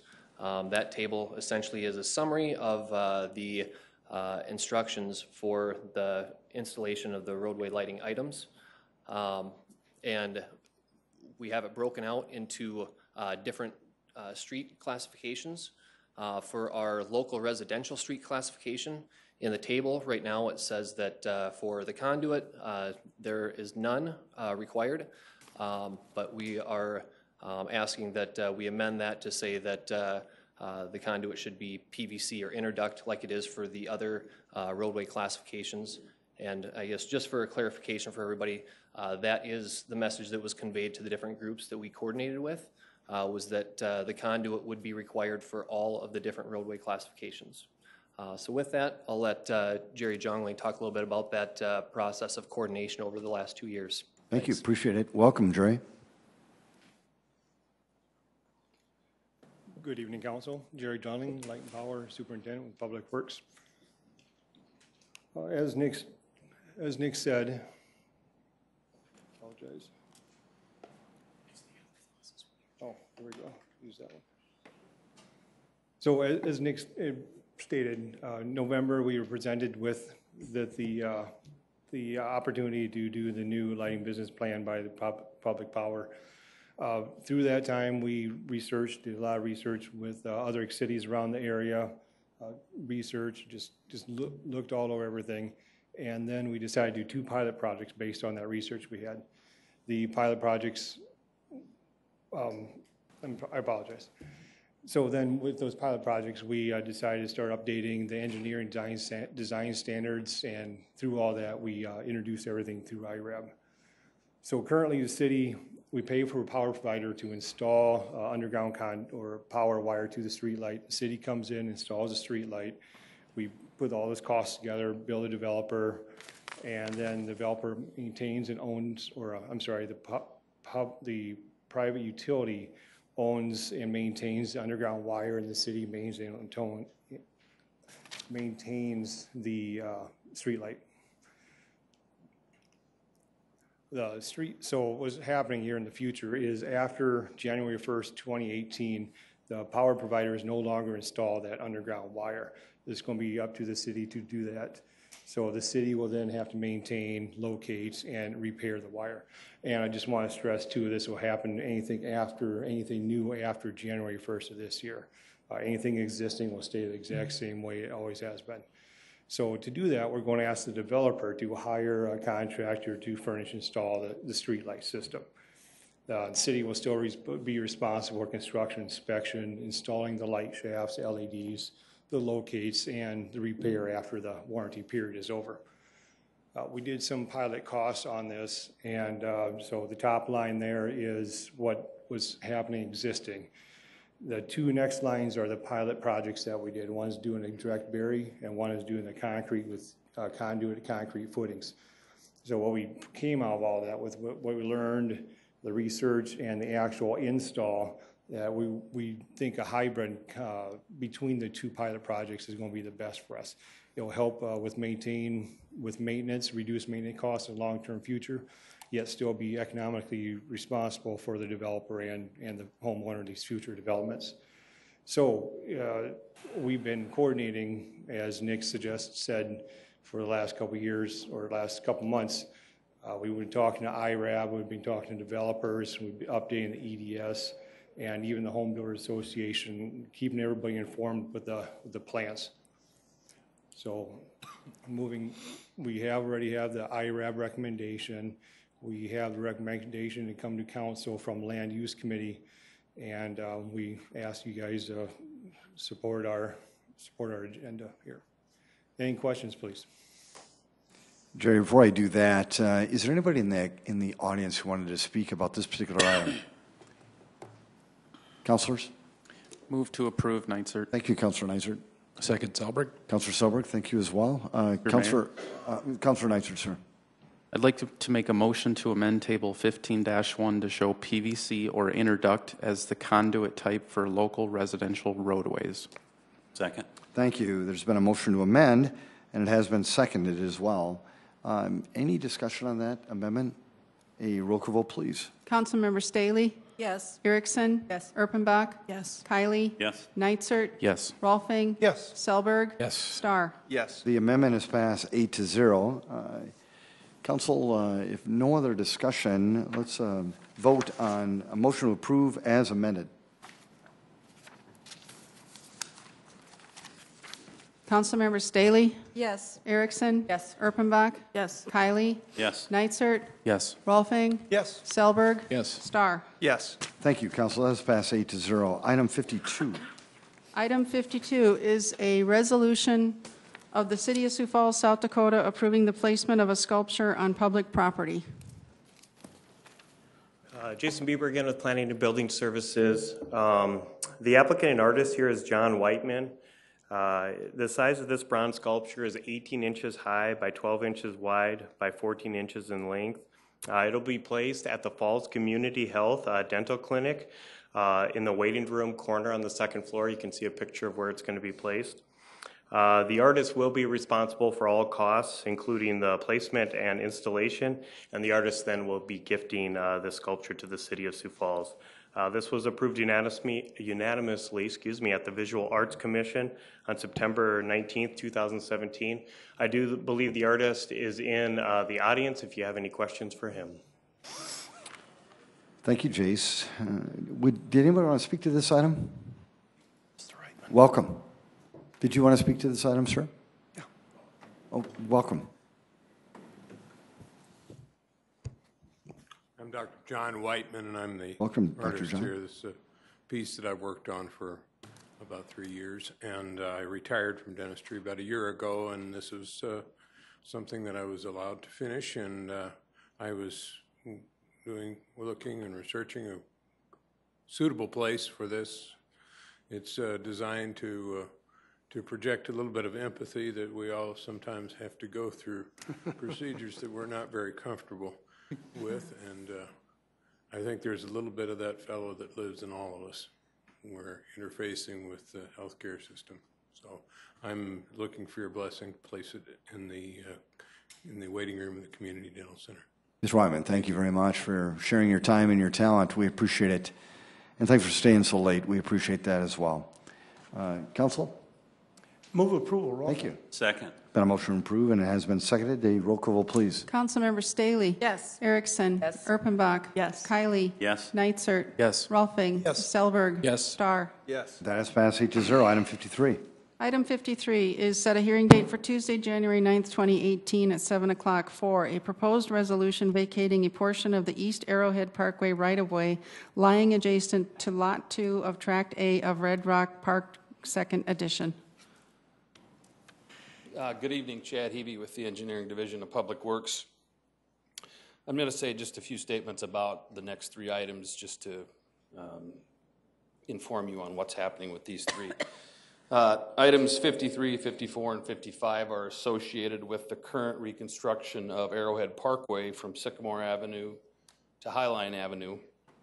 During the design of the project, the right-of-way requirements for our improvements were finalized, and we do have access or excess right-of-way along this corridor that is no longer needed. So the first item is 53. This right-of-way is north of Arrowhead Parkway between Highline Avenue and Veterans Parkway. The petition for vacation was prepared and submitted pursuant to state law and our city street vacation policy. If approved, a utility easement will not be reserved for public and private utilities, and the area of this right-of-way vacation is 4.5 square feet. Chad, thank you. Did anybody want to speak to this item? Councilors? Could you make it a little bigger, Chad? Next time we will. Oh, okay. Okay, I would move approval. Thank you, Councilor. Second, Erpenbach. Thank you, Councilor. A roll call vote, please. Just for clarification, we're On setting item a hearing 53. date. Oh, yeah, sorry. We're setting a hearing date and second reading for Tuesday, January 9th for this particular item. Thank you. Good job. Councilmember Staley? Yes. Erickson? Erpenbach? Yes. Kylie? Yes. Nitzert? Yes. Rolfing? Yes. Selberg? Yes. Starr? Yes. That has passed 8-0. Item 54. Item 54, set a hearing date for Tuesday, January 9th, 2018 for a proposed resolution vacating a portion of the East Arrowhead Parkway right-of-way lying adjacent to Block 65, Capitol Hill Edition. This right-of-way is also north of Arrowhead Parkway. However, it is just west of Foss Avenue. The petition for vacation was prepared and submitted pursuant to state law and the city's policy.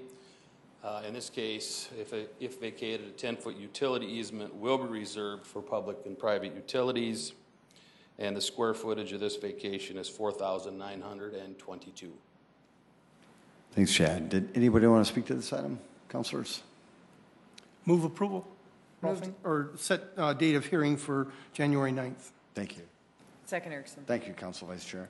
A roll call vote, please. Councilmember Staley? Yes. Erickson? Yes. Erpenbach? Yes. Kylie? Yes. Nitzert? Yes. Rolfing? Yes. Selberg? Yes. Starr? Yes. That has passed 8-0. Item 55. Item 55, set a hearing date for Tuesday, January 9th, 2018 for a proposed resolution vacating a portion of the East Arrowhead Parkway right-of-way lying adjacent to Lot 2, Lot 1B, and Lot 1A, Red Rock Park, 2nd Edition. This right-of-way is also on the north side of Arrowhead Parkway. However, this time it is just on the east side of Foss Avenue. The area in question here is 17,226 square feet, and the petition was completed in accordance with state law and the city's right-of-way vacation policy. Chad, thanks. Folks, anybody want to engage the council on this topic? Councilors? Move approval again. Move set a date of Date of hearing for hearing, Tuesday, yeah. January 9th. Thank you. There's been a motion to set the date of hearing, and then it has been seconded. A roll call vote, please. Councilmember Staley? Yes. Erickson? Yes. Erpenbach? Yes. Kylie? Yes. Nitzert? Yes. Rolfing? Yes. Selberg? Yes. Star? That is passed 8-0. Item 56. Item 56, report of the November 30th, 2017 notice of transfer of appropriations within major organizational units. Thank you very much. City of Sioux Falls, it's been a very long day for these city councilors, and also a very productive day. Thank them for their service next time you see them. Council, let's get out of here. So moved. Second. It's been a motion to get out of here, and it has been seconded. All those in favor say aye. Aye. Opposed? No. This meeting is adjourned. Sioux Falls, make it a great night.